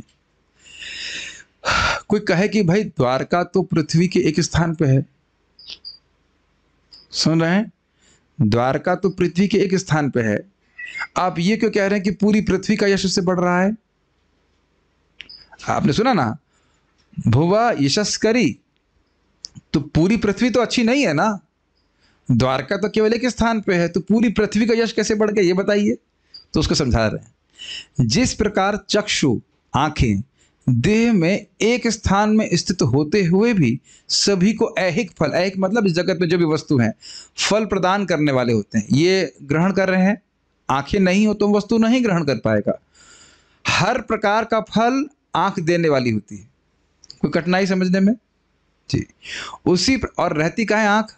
केवल एक स्थान पे और बहुत छोटे स्थान पे। कितना सुंदर देखिए टीका की है। उसी प्रकार द्वारका के संबंध से संपूर्ण पृथ्वी धन्य हो गई, क्योंकि जिस पृथ्वी पर द्वारका है उस इससे दूर से ही पृथ्वी को उत्कर्ष प्राप्त हो रहा है। ये समझ में आ रहा है? एक स्थान में द्वारका है, लेकिन पूरी पृथ्वी को उत्कर्ष प्राप्त हो रहा है। जिस प्रकार से एक आंख थोड़े से स्थान में रहती है शरीर में, लेकिन पूरे शरीर को लाभान्वित करती है। Brilliant is it not? अच्छा, अब वह पश्यंती की व्याख्या करते ही बड़ा रुचिकर लगेगा आपको। यहां समाधि में स्थित हृदय की अपेक्षा भी नहीं। पढ़ूंगा फिर समझाऊंगा उसको। इसको कहने के लिए कहते हैं पश्यंती। कोई कोई व्यक्ति समाधि में भगवान को कभी कभी देख पाता है, क्योंकि सर्वदा सभी के लिए समाधि की स्थिति अति कठिन है, क्योंकि मन वायु से भी अधिक चंचल है और इसको एकाग्र करने में बहुत अधिक प्रयास होता है। परंतु द्वारका में तो भगवत अनुग्रह से भगवान की स्थिति नित्य रहती है। समझ में आया? यहां पे पश्यंती शब्द बहुवचन में है। तो कह रहे हैं कि देखिए, भगवान का दर्शन समाधि में ही होता है। ध्यानावस्थित तद गते न मनसा पश्यन्ति यम योगिनः। तो योगी जन जो हैं वो ध्यान में अवस्थित होकर के भगवान का दर्शन करते हैं। तो ध्यान में अवस्थित होने के लिए मन का निर्मल होने की अपेक्षा है कि नहीं? मन सब पवित्र होना चाहिए, मन एकाग्र होना चाहिए। और आप तो जानते हैं कि मन को एकाग्र करना कितना आसान है ना? जैसे ही आप जप करते हैं तुरंत मन भगवान में लगने लगता है कि नहीं? अगर मान लीजिए 2 महीने में नहीं लगा तो 1 साल के अंदर तो होने ही लगता है कि नहीं? कोई दिक्कत नहीं होती ना। 15 साल के बाद भी नहीं होता है, और सकता 40 साल के बाद भी ना हो, बड़ा कठिन होता है। खैर डिस्करेज नहीं करना चाह रहे, लेकिन कठिन होता है। तो समझ रहे हैं इस बात को कि जो भगवान किसी किसी व्यक्ति को समाधि में स्थित होकर कभी कभी दिखते हैं, उनको, उन भगवान को नित्य ही द्वारकावासी देखते हैं। तो कुछ विशेषता लगी ना द्वारका की? पान वाला भी देखता है। ये चक्रवर्ती बात बोलते हैं, पान वाला भी देखता है कृष्ण को। ये सौभाग्य हम लोगों को भी प्राप्त है। प्रभुपाद जी से पूछा गया, जब हम कृष्ण बलराम के सामने हो तो हमें क्या ध्यान करना चाहिए? मैंने कहा ध्यान क्या करते हो? देखो उनको। ध्यान क्या करना? अब बहुत बार आपने देखा है मंगल आरती में आंख बंद कर लेते लोग। अरे भाई आंख क्यों बंद कर रहे हो? ये तो आंख खोलने का समय है। कृष्ण बलराम जी सामने हैं, देखिए। इससे पहले हम आगे जाएं, एक बात ध्यान रखिएगा कि आपको कल की मंगल आरती के दर्शन में और रोज के दर्शन में लाभ करेगा। भगवान के अंगों को एक एक करके देखा जाता है। Make sense? Attention to details is symptom of love. भगवान के वगैरह को पूर्ण रूप से नहीं देखते हैं। आंखों को देखना चाहिए, या उनकी भौहों को देखना चाहिए, उनकी नासिका को देखना चाहिए, ऐसे चरण को देखना चाहिए। अब यहाँ मंदिर में तो चरण दिखते ही नहीं, क्योंकि सब लंबे लंबे लोग आगे खड़े हो जाते हैं और बेरजा नदी के हम लोग इधर हैं, तो इसलिए कठिन है हमारे लिए देखना। लेकिन जो भी भगवान का अंग दिखे वो देखना चाहिए, इससे प्रेम बढ़ता है भगवान के प्रति। कुछ समझ में आ रहा है? भागवत में बोला गया है। ऋषभ अब तीसरे स्कंद जब पढ़ेंगे तब कैसे देखेंगे भगवान को? एक एक अंग देखना भगवान का। तो आप कहेंगे प्रभु जी मंगल आरती तो आधे घंटे की होती है, तो हम 6 विग्रह को कैसे देखेंगे? तो अब जिनको भी देख लीजिए, पर हर एक के अपने फेवरेट होते हैं। किसी को और रहता है अधिक पसंद है, किसी को राधा श्याम सुंदर, किसी को कृष्ण बलराम जी, जो जो जहाँ पे खड़ा होना चाहिए, जैसे जैसे इच्छा। तो द्वारका में तो भगवान अनुग्रह से नित्य ही देखते हैं। कुछ अंतर समझ में आया द्वारका क्यों महान है? ध्यान करने की जरूरत नहीं, भगवान सामने विद्यमान है। बड़ी को भी कृपा करने के लिए अपने आप प्रकट हो जाते हैं सामने।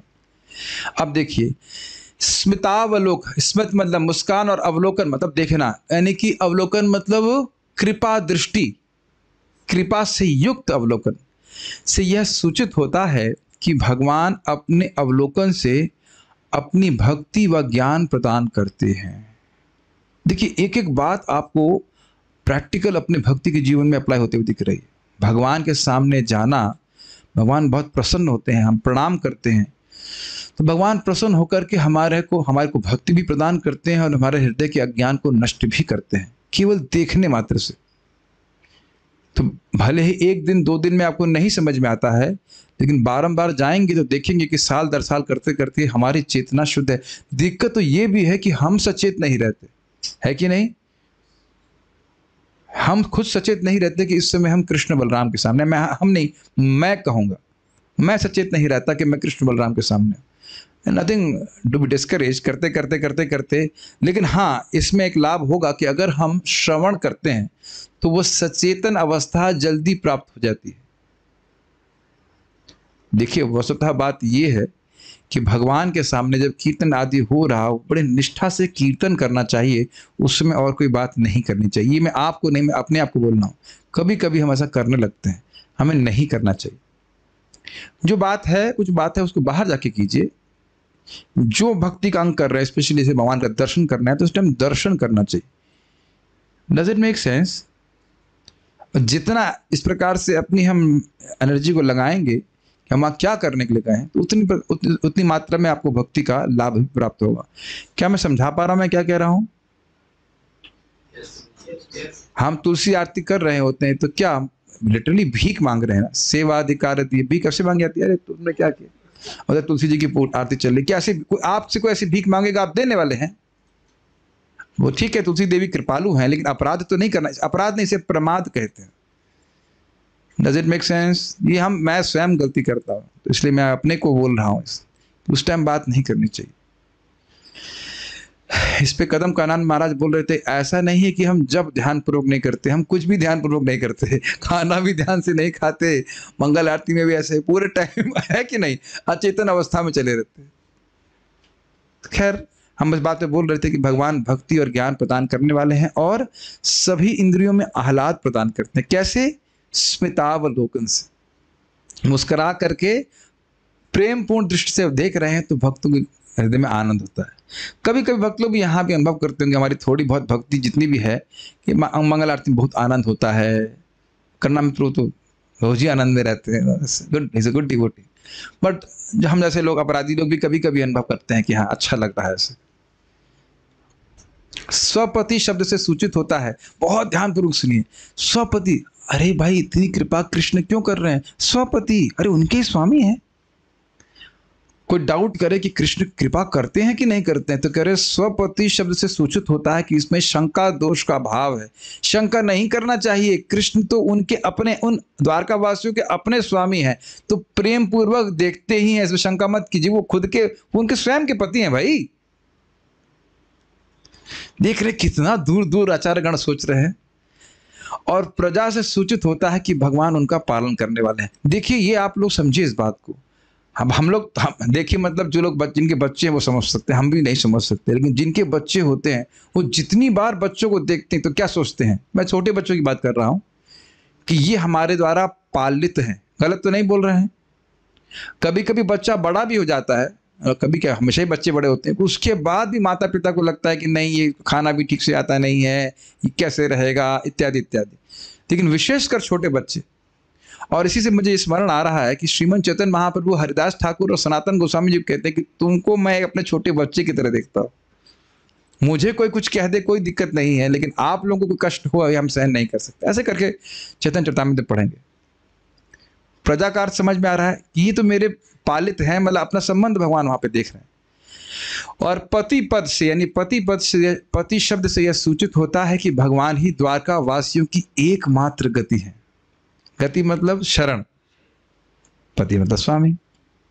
तो उम्मीद है कि आपको ये टीका अच्छी लगी होगी, हमको बहुत अच्छा लगा, तो मुझसे रहा नहीं गया इसको रखे बिना। तात्पर्य, स्वर्ग में इंद्र, चंद्र, वरुण तथा वायु जैसे देवता निवास करते हैं और पुण्यात्मा वहां तभी पहुंचते हैं जब पृथ्वी पर वे अनेक पुण्य कर्म करते हैं, अर्थात बहुत प्रयास करते हैं। आधुनिक विज्ञानी स्वीकार करते हैं कि उच्च लोकों में काल की व्यवस्था पृथ्वी से भिन्न है।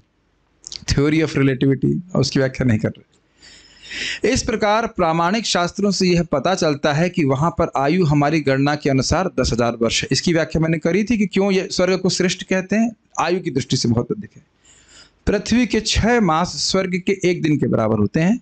इसी प्रकार भोग की सुविधाएं भी अधिक हैं और वहां के निवासियों की सुंदरता अतिशय है। क्या इन तीनों पॉइंट को समझाया जा चुका है आप लोगों को? सुंदरता, आयु और भोग इत्यादि सब उनको प्रचुर मात्रा में हमसे कहीं अधिक उपलब्ध हैं। पृथ्वी के सामान्य लोग स्वर्ग पहुंचने के अत्यंत इच्छुक रहते हैं। यह प्रभुपाद जी मतलब उस समय की बात बोल रहे हैं जब लोग शास्त्र सुनते थे। अब इस समय मैक्सिमम लोग अमेरिका या ऑस्ट्रेलिया पहुंचना चाहते हैं।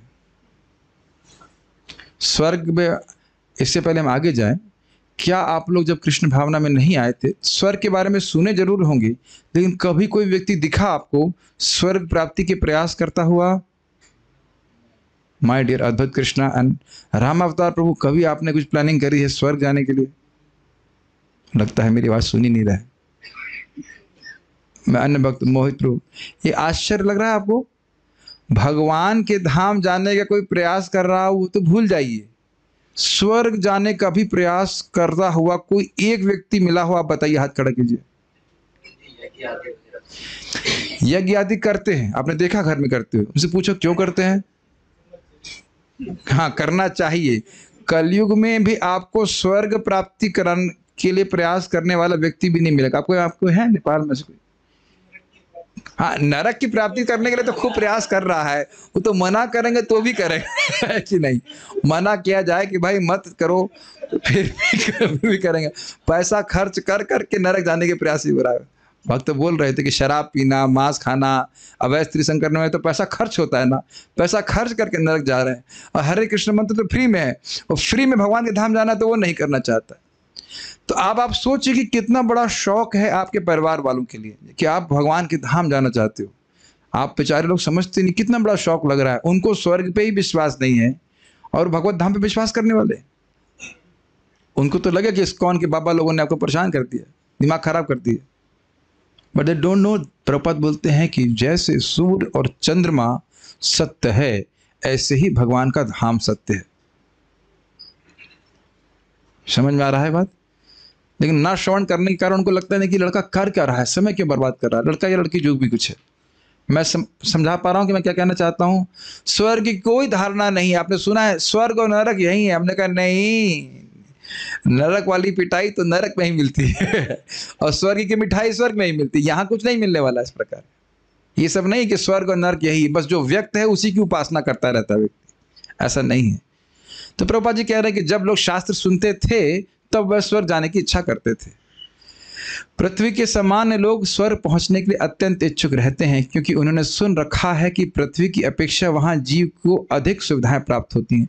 लेकिन एक बात आप जानते हैं कि भले हम में से बहुत से लोग अमेरिका ना गए हों, लेकिन लोग अमेरिका के वैभव को श्रवण कर करके वहां जाने के इच्छुक हो जाते हैं।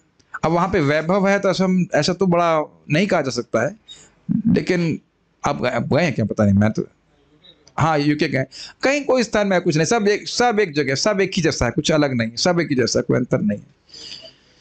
तो वो सब कुछ है नहीं, लेकिन सुन सुन करके व्यक्ति वहां प्रोत्साहित हो जाता है। तो ये बोल रहे हैं, इससे मुझे महाराज की बात याद आ रही है। हाँ, वैकुंठ नहीं जाएंगे स्वर्ग नहीं जाएंगे, लेकिन अमेरिका चले जाएंगे अमेरिका जाने की बड़ी इच्छा है, स्वर्ग जाने की इच्छा नहीं, वैकुंठ जाने की इच्छा नहीं, जो भी है। अब वे अंतरिक्ष यान द्वारा चंद्रमा पर पहुंचने का प्रयास कर रहे हैं। इन सब बातों पर विचार करते हुए पृथ्वी की अपेक्षा स्वर्ग अधिक प्रसिद्ध है। स्पष्ट समझ में आ रहा होगा। लेकिन द्वारका के कारण पृथ्वी की प्रसिद्धि ने स्वर्ग को पीछे छोड़ दिया है, क्योंकि यहाँ भगवान श्री कृष्ण ने राजा के रूप में राज्य किया। स्वपति, उनके स्वामी, द्वारका के स्वामी। इस पृथ्वी के 3 स्थान वृंदावन, मथुरा तथा द्वारका ब्रह्मांड के प्रसिद्ध लोकों से कहीं अधिक महत्वपूर्ण है, ब्रह्मा के लोक से भी अधिक। कभी आप भगवान की कृपा को अपनी युक्ति में बांधने का प्रयास मत कीजिएगा। महाराज जी कितना अच्छा बोलते हैं, परम पूज्य वृंदावन चंद्र महाराज। योजना बनाने से भगवान के धाम में आ जाते हैं। वृंदावन में कितने लोग हैं जिनके पास करोड़ों करोड़ रुपए है, धन, यहाँ पे 2-2, 3-3 फ्लैट खरीद सकते हैं, लेकिन आ नहीं पाते यहाँ। अच्छा, आपने बताया क्यों नहीं? अभी कार्तिक में हमें फ्लैट चाहिए भक्तों में। प्रभु जी बता रहे हैं कि उनके आसपास 3 फ्लैट हैं, वो आपकी भक्ति के प्रभाव से लोग खाली हो गए वो प्रवेश ही नहीं कर पा रहे। जैसे भीष्म पितामह कह रहे कि मेरे हृदय में यही पार सारथी स्वरूप है और कोई स्वरूप प्रकट नहीं हो रहा है, तो प्रभु जी फ्लैट में प्रवेश करके इतनी भक्ति कर रहा है कि अन्य फ्लैट में कोई आ ही नहीं पा। नहीं खरीद, तो विनोद के लिए बोल रहे हैं, लेकिन ये सत्य बात है। लाखों कितने फ्लैट यहाँ बन रहे हैं, सब लोग भर नहीं रहे यहाँ पे, खरीद के छोड़ दे रहे हैं, सोच रहे हैं कभी तो आएंगे, कभी तो आएंगे। तो क्यों नहीं आ पा रहे हैं? भगवान खींच नहीं रहे हैं अभी इधर। क्यों नहीं खींच रहे? उनकी तरफ से प्रेम नहीं है। ये बात महाराज की मुझे बहुत अच्छी लगी। योजना बना करके आप नहीं आ सकते, योजना बना करके नहीं आ सकते। ऐसा लगेगा ना योजना बना के कहीं रह सकते हैं। यानी कृष्ण की योजना है, श्रीमती राधा रानी की योजना है, इसलिए हम यहाँ पर है। सब भक्त जो मेरे सामने बैठे हैं, सबको ये बात याद रखनी चाहिए कि भगवान की योजना से हम यहाँ पे हैं। और आप लोग सब बहुत अच्छे हो, तो इसलिए मैं आप पे बिल्कुल घटित नहीं होगा, मैं अपने को सुना रहा हूँ। महाराज की बात बहुत अच्छी थी कि जो यहाँ पे रहने वाले भक्तों को दुख देता है, उसको किसी ना किसी योजना से राधा रानी बाहर कर देती हैं। और उसका पॉजिटिव क्या है? जो यहाँ के रहने वालों को सुख देता है, वो किसी ना किसी योजना से राधा रानी आप इसको रखे रहती। तो दोनों ही आप स्वीकार कर लीजिए। तो पॉजिटिव भी है ना, रहने वाले मतलब इन बंदर भी हैं, पेड़ पौधे जो कुछ भी हैं उनको, और वैष्णवों को तो फिर कहना ही क्या। तो जो लोग नहीं आ पा रहे हैं, मैं कोई एडवर्टाइजमेंट नहीं कर रहा हूँ, ये सिद्धांत है, वह भी भक्तों की सेवा के लिए जैसे भी आप कुछ योगदान कर सकते हैं। अभी कार्तिक आ रहा है, कोई शरीर से कर रहा है, कोई धन से कर रहा है, जैसे भी करे। हाथ से भी सर्विंग कर सकते हैं, प्रसादम, कोई कठिनाई तो नहीं है। तो श्रीमती राधा रानी ये देखती हैं, कृष्ण जी देखते हैं कि ये हमारे भक्तों को प्रसन्न कर रहा है, तो इसको तो यही रहना चाहिए। ये प्रसन्न कर रहा है तो यही रहना चाहिए। दिक्कत दे रहा है तो देवी धाम तो है देवी धाम में घूमते रहो, भटकते रहो। हमने आंखों से देखा है। जब मैं ज्वाइन किया था उसी समय एक व्यक्ति बहुत अच्छा मेरी सहायता करता था, पता नहीं उसका क्या अपराध था, क्या था, वो फिल्म इंडस्ट्री में आओ 20 आवर्स वर्किंग फॉर 20,000। अब पता नहीं क्या कर रहा है, अब पता नहीं क्या कर रहा है, मुझे नहीं पता। वो सब सुना था इस प्रकार से। जो भी हो, भगवान की क्या इच्छा हम कौन जान, हमको नहीं समझ रहे हैं, लेकिन ये बात तो महाराज से सुने तो इसलिए हम रिपीट कर रहे थे। मेरे दिमाग में घूम रही बहुत तेजी से बात कि हम लोग यहाँ पे अगर हमेशा रहना चाहते हैं तो यहाँ पे जो भी निवासी हैं उनको दुख ना दे, सुख ना दे सके कोई बात नहीं, कम से कम दुख ना दे से। महाराज एग्जाम्पल दे रहे थे कि पेड़ पे कील मार देना, ये सब नहीं। अब परिक्रमा चल रहा है, यहाँ तहाँ थूक देना, बहुत लोग दंडवती परिक्रमा करते हैं, वो आपके थूक को स्पर्श करेंगे। तो ये सब चीज़ सुनने से व्यक्ति का धाम के प्रति अपराध नहीं करता है, धाम में रह के पाप करना है, सबसे बचने का प्रयास करना चाहिए। और रोज हमें प्रार्थना करना चाहिए राधा रानी से कि मैं तो एकदम नितांत अयोग्य हूँ, आप कृपा करके हमको योग्यता दीजिए कि हम इस धाम में रह सकें और आपकी सेवा कर सकें, आपके जो प्रिय हैं उनकी सेवा कर सकें। Very important. ब्रह्मांड के प्रसिद्ध लोकों से कहीं अधिक महत्वपूर्ण है। तो प्रभुपाद जी स्वर्ग की बात नहीं कर रहे हैं, ब्रह्मलोक का भी तिरस्कार कर दे रहे हैं, ये कहना अर्थ होगा।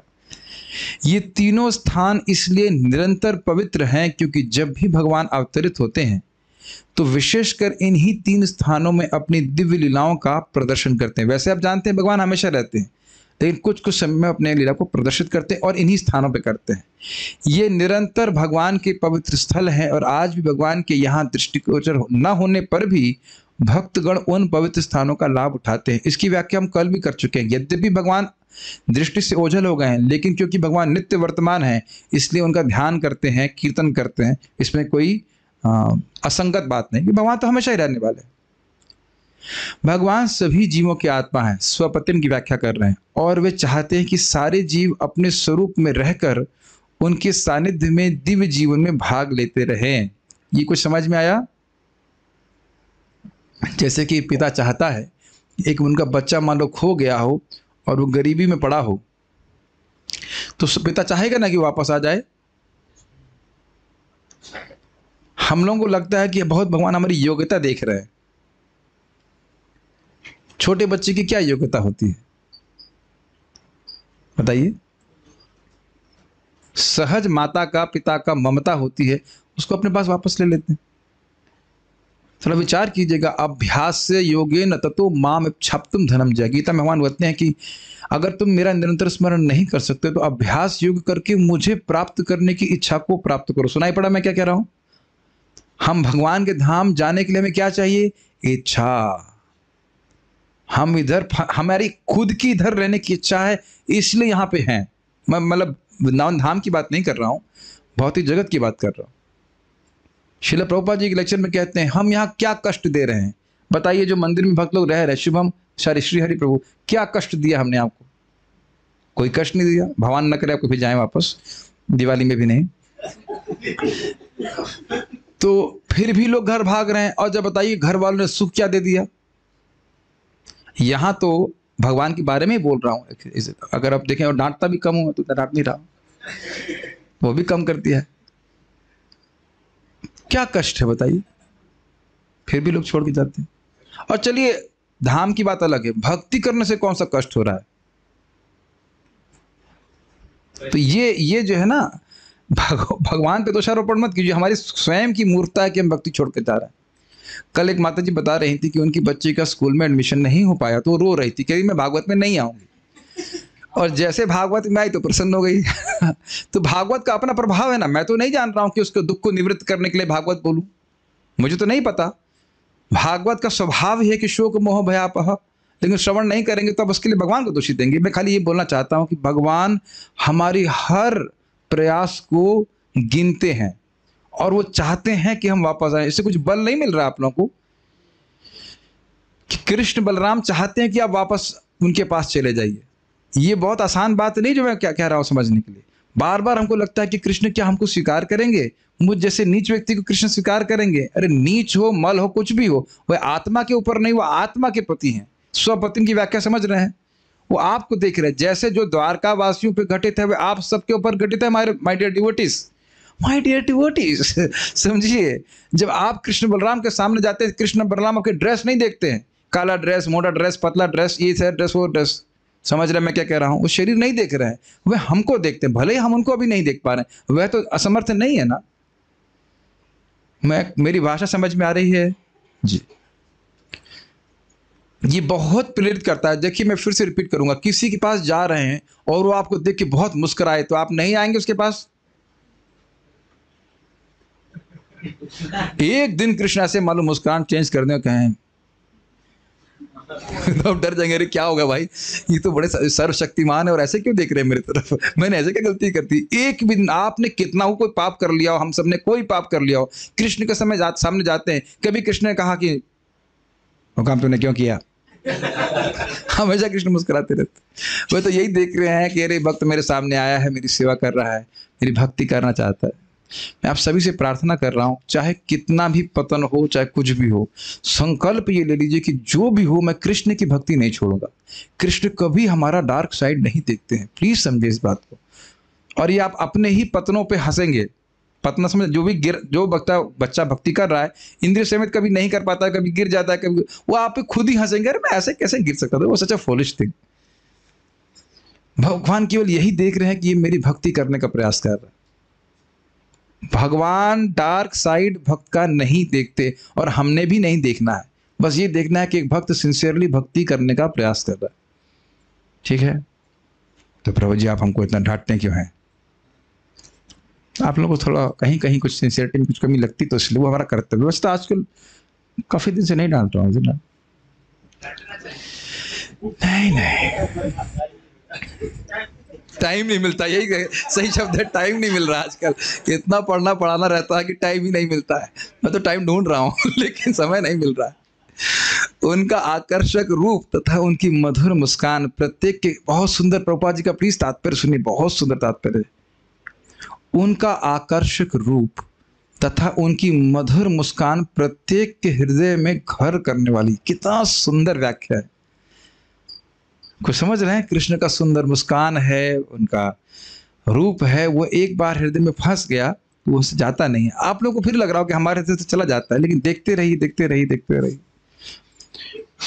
और एक बार ऐसा हो जाने पर जीव भगवान के धाम में प्रवेश पा जाता है, जहां से कोई भी लौटता नहीं।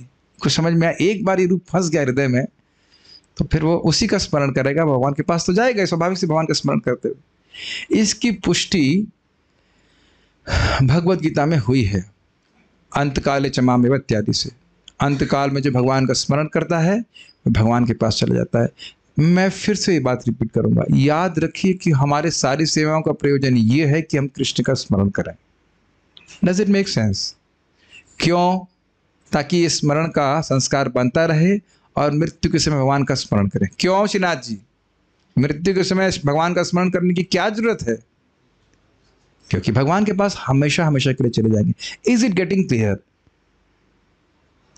भले ही स्वर्ग के ग्रह भौतिक भोग की अच्छी सुविधाएं देने के लिए अत्यंत प्रसिद्ध क्यों ना हो, लेकिन भगवत गीता में हम जानते हैं कि जो ही संचित पुण्य क्षीण हो जाते हैं तो ही मनुष्य को पृथ्वी पर पुनः आना पड़ता है। क्षीणे पुण्य मर्त्य लोकम विशंति। प्रभुपाद कहते हैं नीचे गिर रहा, ऊपर से नीचे गिर रही विशंति, नीचे गिर जाते हैं। अच्छा, एक बात आप इससे एक और समझ रहे हैं, स्वर्ग में ये भोग वोग हैं, इससे और क्या नुकसान हो जाएगा? कुछ क्लिक कर रहा है आप लोगों को? भोग का संस्कार बनेगा, अर्थात भगवान से और विमुखता बढ़ जाएगी, तो और खतरा है।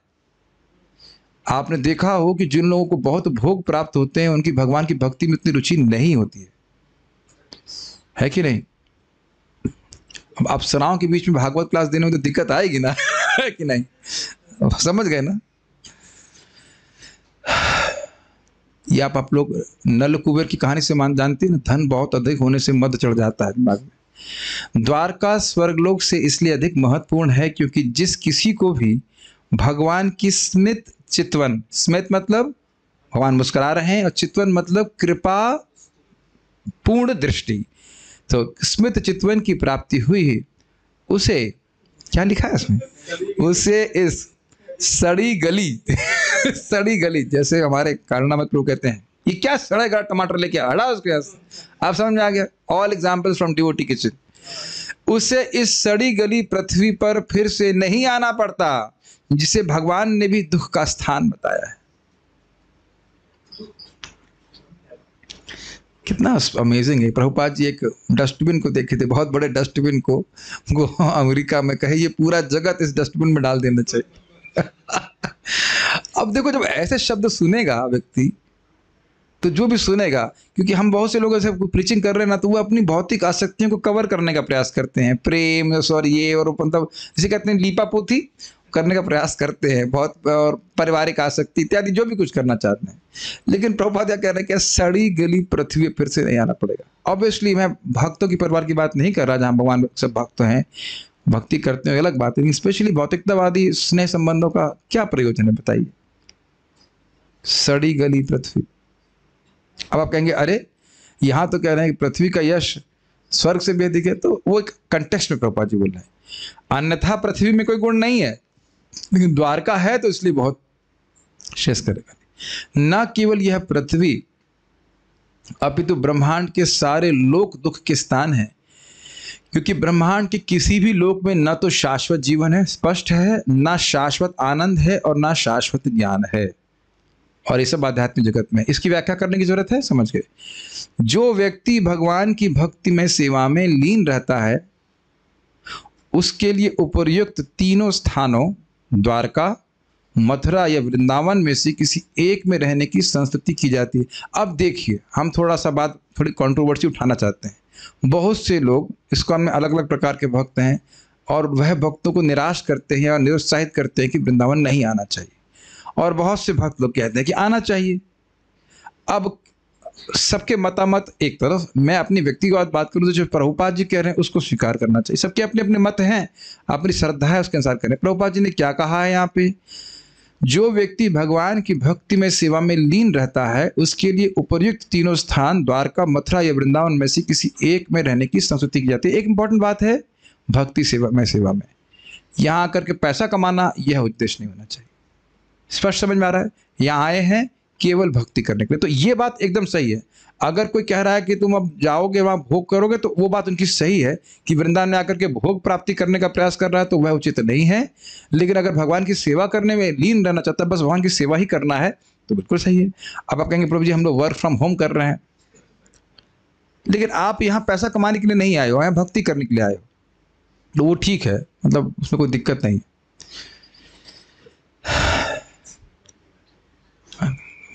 हर everything has to be understood in proper context. बहुत से लोग जैसे यहाँ पे केवल लस्सी, अब ठीक है लस्सी पीने लस्सी पीने आते हैं, मीठी रेस्टोरेंट में पिज्जा खाने आते हैं, ये कोई बहुत अच्छा प्रयोजन नहीं है वृंदावन जाने का। क्योंकि इन तीनों स्थानों में भक्ति का प्रवर्धन होता है, अतएव जो लोग, ध्यान से सुनिए, जो लोग शास्त्रों की बताई विधि से नियमों का पालन करने के लिए वहां जाते हैं, उन्हें वैसा ही फल मिलता है जैसा भगवान श्री कृष्ण के उपस्थित रहने पर मिलता था। लेकिन क्या बात यहाँ ध्यान देने वाली है?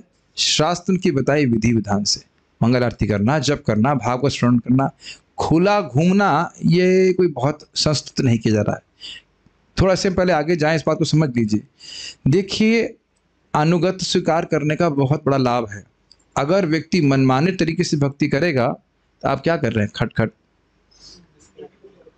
ओह अच्छा ठीक है, भक्तों की सेवा करना। एक साइलेंट वाला माउस दीजिएगा ना, see when we speak it just disturbs. क्या बात कर रहा था? अनुगत में रह करके देखिए, बहुत लोग सोचते हैं कि हम बस केवल जप करेंगे और ये करेंगे वो करेंगे, वो हो सकता है भाई वो करने अलग बात है, लेकिन चलिए वो भी ठीक है अगर कोई कर रहा है इस तरह से। लेकिन एकदम खुला घूमने में कठिनाई यह है कि वो अपराध कर सकते हैं, और फिर अपराध करेंगे तो कोई उनको बताने वाला भी नहीं होगा कि आप अपराध कर रहे हो। ये बहुत बड़ी बात है। Does it make sense? अनुगत मतलब किसी के संरक्षण में रहकर भक्ति करेंगे तो वो डांट भी सकते हैं कि भाई आप ऐसा कर रहे हो, ये ठीक नहीं है। लेकिन अगर पूरा खुला घूमता है व्यक्ति, तो फिर किसी से मिल रहा है, क्या कर रहा है, कोई इसकी वो लिमिटेशन नहीं है। तो इसलिए अनुगत में रहकर व्यक्ति भक्ति करे। प्रभुपाद जी ने सिस्टम बनाया, उस तरह से हम भक्ति करें तो स्वाभाविक रूप से आपको वही फल मिलेगा जो भगवान श्री कृष्ण के उपस्थित रहने पर मिलता था। ठीक है? इसीलिए भक्त लोग, अब मैं समझता हूँ क्यों भक्त लोग मना करते हैं वृंदावन में आने के लिए, क्योंकि प्राय लोग सोचते हैं कि बस अब वृंदावन आ गए, अब तो हम तो मुक्त पुरुष हैं, अब तो हमें किसी की सुनने की जरूरत नहीं है, सीधे राग मार्ग में जाएंगे, नेक्स्ट गोपी का मैं ही बनने वाली हूँ या बनने वाला हूँ, जो भी, ये सब नहीं करना शास्त्र के नियम से। उनका धाम तथा स्वयं वे अभिन्न हैं, और आज भी कोई शुद्ध भक्त किसी अन्य अनुभवी भक्त के निर्देशन में सारे फल प्राप्त कर सकता है। अपने मन से तो मैं नहीं बोल रहा था। शुद्ध भक्त वो तो भगवत प्रेम प्राप्त कर चुका है। शुद्ध भक्त मतलब जो शुद्ध भक्ति चाहता है वो शुद्ध भक्त किसी अन्य अनुभवी भक्त के निर्देशन में सारे फल प्राप्त कर सकता है। ठीक है, तो उम्मीद है कि आपको बात समझ में आई होगी। हम देखिए, मैं ये नहीं कह रहा हूँ कि तुरंत सब लोग वृंदावन आ जाए, ऐसा संभव भी नहीं। बहुतों के परिवार हैं, घर है, लेकिन कुछ तो प्लानिंग होनी चाहिए ना कि हम एटलीस्ट कुछ समय साल में कभी 2 दिन, 10 दिन, 5 दिन बिताएं और कार्तिक में आके रह सकें, या जब भी अन्य समय में, या फिर जीवन के कम से कम 50 साल के बाद। एक प्रभु जी 54 साल के हो गए, पूछ रहे थे कि वृद्ध कब होता है। हमने कहा हो गए आप। ठीक है, याद आ रहा भी, कल परसों पूछा गया था। ओके,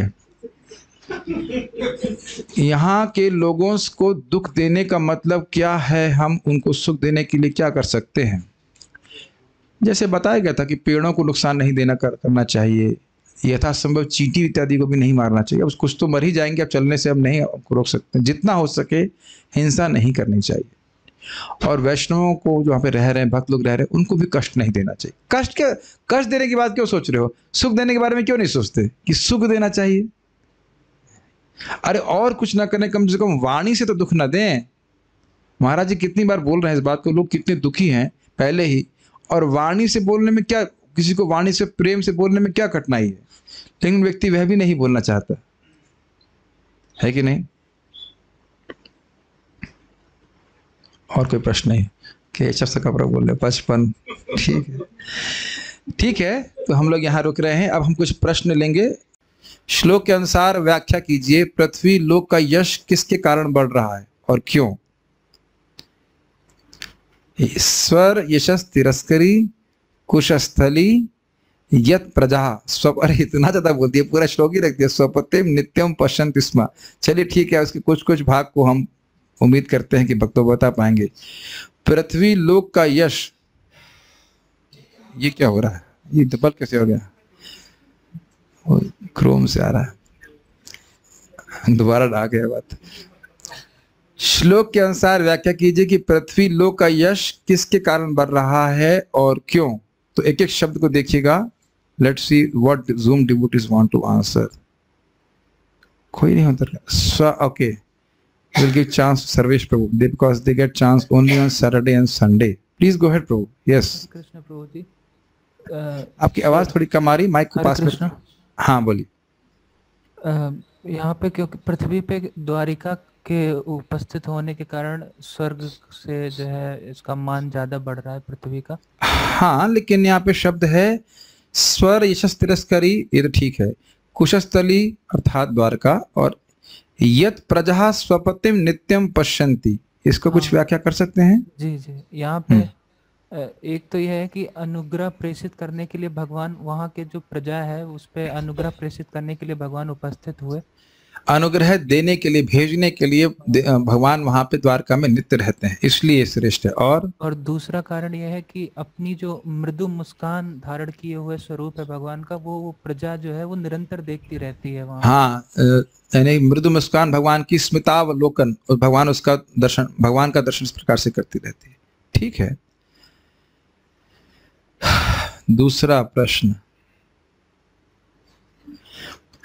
श्लोक के अनुसार भगवान के 2 गुणों का वर्णन कीजिए। वे भगवान कैसे हैं जिन्हें द्वारकापुर के निवासी निरंतर देखते हैं? वैसे बहुत इजी है, लेकिन फिर भी इजी मतलब कृष्ण का स्मरण करना है। यद अनुग्रहेशितम स्मितावलोकम, बोलिए कौन बोलेंगे? मैं संडे पार्टिसिपेंट्स को अलाउ कर रहा हूँ। Rohini Mata ji, would you like to answer? स्मितावलोकम, लोग बेचारे संडे को छुट्टी मिलती है इन लोगों को, तो We'll allow them to speak. Yes, please. बोलिए। यद अनुग्रहेशितम का अर्थ है कि भगवान कृष्ण अनुग्रह मतलब कि कृपा, ईशितम मतलब कि देने के लिए। हाँ, अनुग्रहेशितम सुनाई पड़ा सबको? अनुग्रह देने के लिए क्या करते हैं? स्मितावलोकन, स्मितावलोकम, स्मित मतलब मुस्कान और अवलोकन मतलब देखना। तो वो मुस्कान, अवलोकन मतलब देखना, लेकिन किस प्रकार से देखना?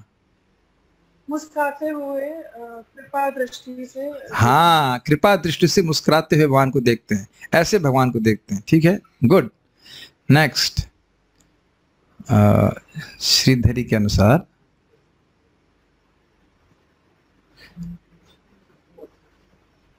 श्रीधरी के अनुसार अनुग्रहेशितम के 2 अर्थ बताइए। श्रीधरी के अनुसार ध्यान दीजिएगा, इतनी दूर की बात कैसे याद रहेगी, बट लेट्स सी। कौन Sunday devotee, who is the Sunday devotee here? Shri Adbhut Krishna here. बाकी लोग तो आउट।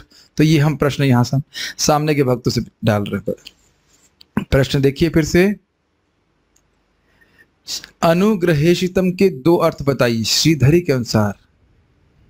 एक भी याद नहीं आ रहा? माइक पे बोलिए।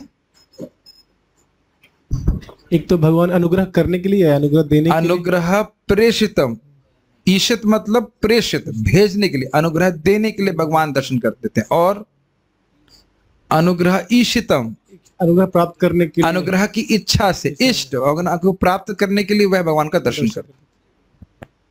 मैं देखिए उम्मीद नहीं कर रहा हूं कि आप पहली बार सुन रहे हैं तो तुरंत धारण हो जाएगा, लेकिन फिर से रिवाइज करा रहा हूं। सारार्थ दर्शनी के अनुसार भगवान तो स्वर्ग में नहीं रहते, तो फिर द्वारका की तुलना से स्वर्ग से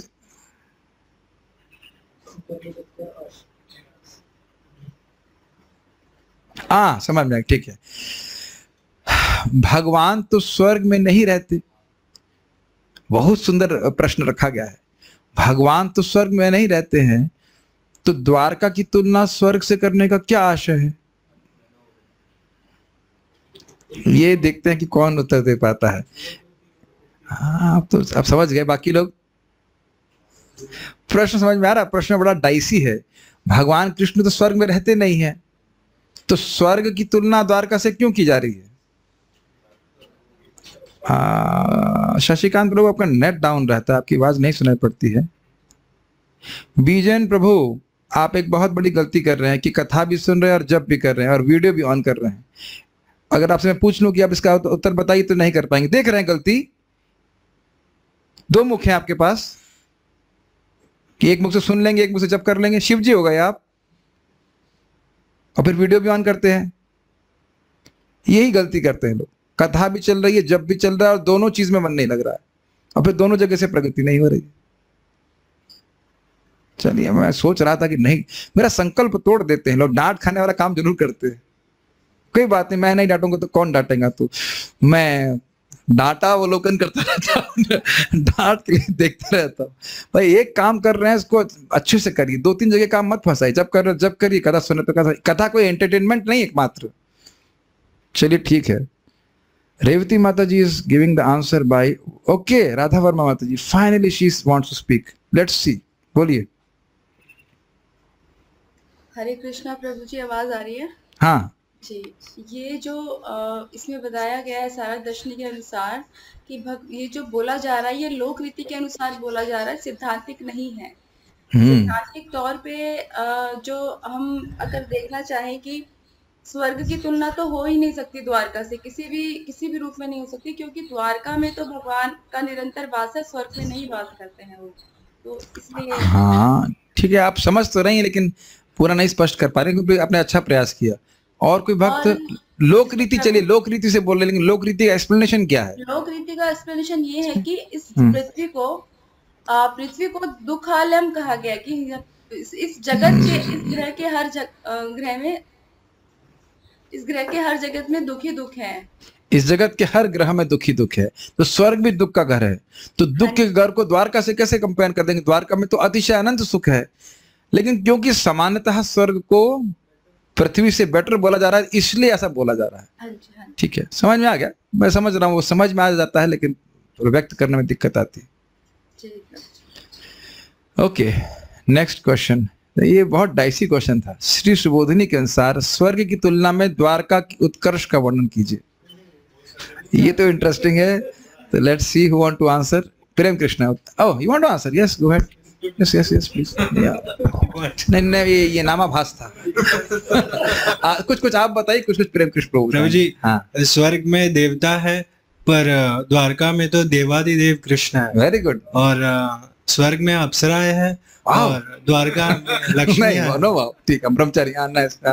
और द्वारका में क्या है? लक्ष्मी है। स्वर्ग में जीव का पतन होता है, पर द्वारका में जीव मुक्त हो जाता है। और वस्तुतः स्वर्ग में वैसे भी पतन होता है, भोग में पड़ा रहता है। आप देखिए क्या नाम है, नल कुबेर और मणिगिरी में तो पतन अवस्था में ही थे ना। हाँ जी, और चलो बाकी प्रोजेक्ट। हाँ एक नहीं, अगला वाला क्वेश्चन आप बताओ। पहला वाला इनको पूरा करने दीजिए। अगला वाला और कठिन है, वो पूछूंगा। उनको पूछिए, कठिन वाला आपसे पूछूंगा ना। नहीं पूछो। और क्या था? अप्सरा हो गई, लक्ष्मी हो गया, और पतन हो गया, और जैसे देह में नेत्र नहीं, वो नहीं, वो तो आगे क्या था। और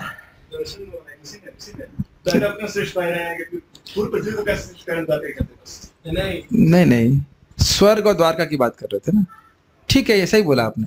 अब अगला वाला देखिए, इनको दीजिए। प्रेम कृष्ण प्रभु, श्री सुबोधिनी के अनुसार पश्यंती से क्या सूचित होता है? समाधि में भगवत दर्शन या द्वारका में नित्य दर्शन?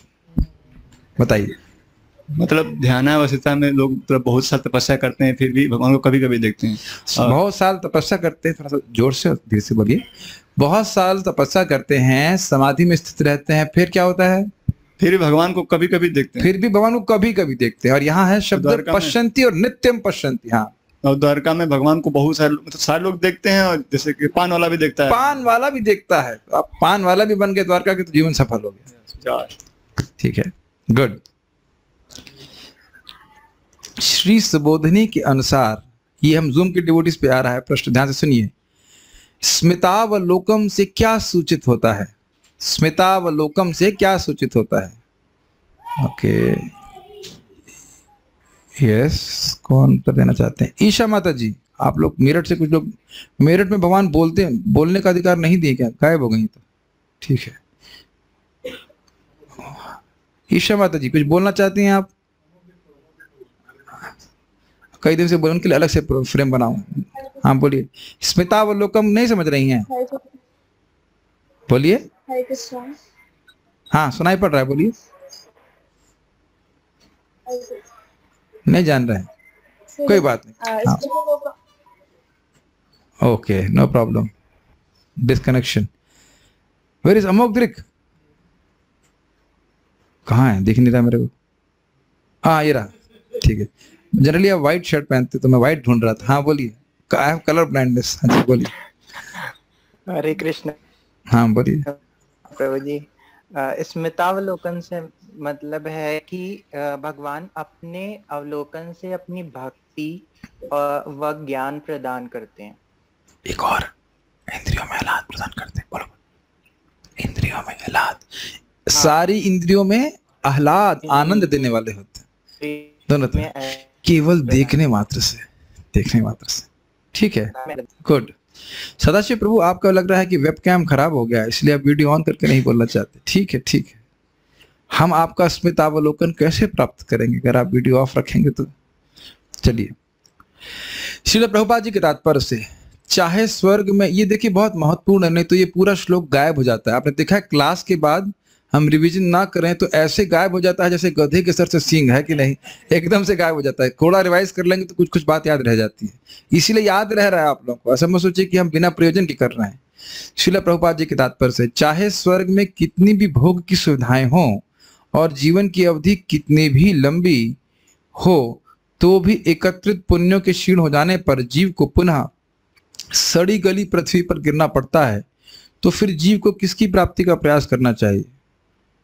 इतना लंबा प्रश्न और इतना सिंपल आंसर ये मैं दे देता हूँ। इजी क्वेश्चन मैं लेता हूँ। कृष्ण की भक्ति करके भगवान की धाम की प्राप्ति करनी चाहिए। शास्त्रोचित धाम सेवन करने पर कैसा फल मिलता है एवं सारे फल कैसे प्राप्ति किए जा सकते हैं? ये अच्छा प्रश्न है, ये बहुत महत्वपूर्ण है। राहुल प्रभु हमारे बीच में उपस्थित हुए हैं, तो इसके हम वो उनसे सुनना चाहेंगे।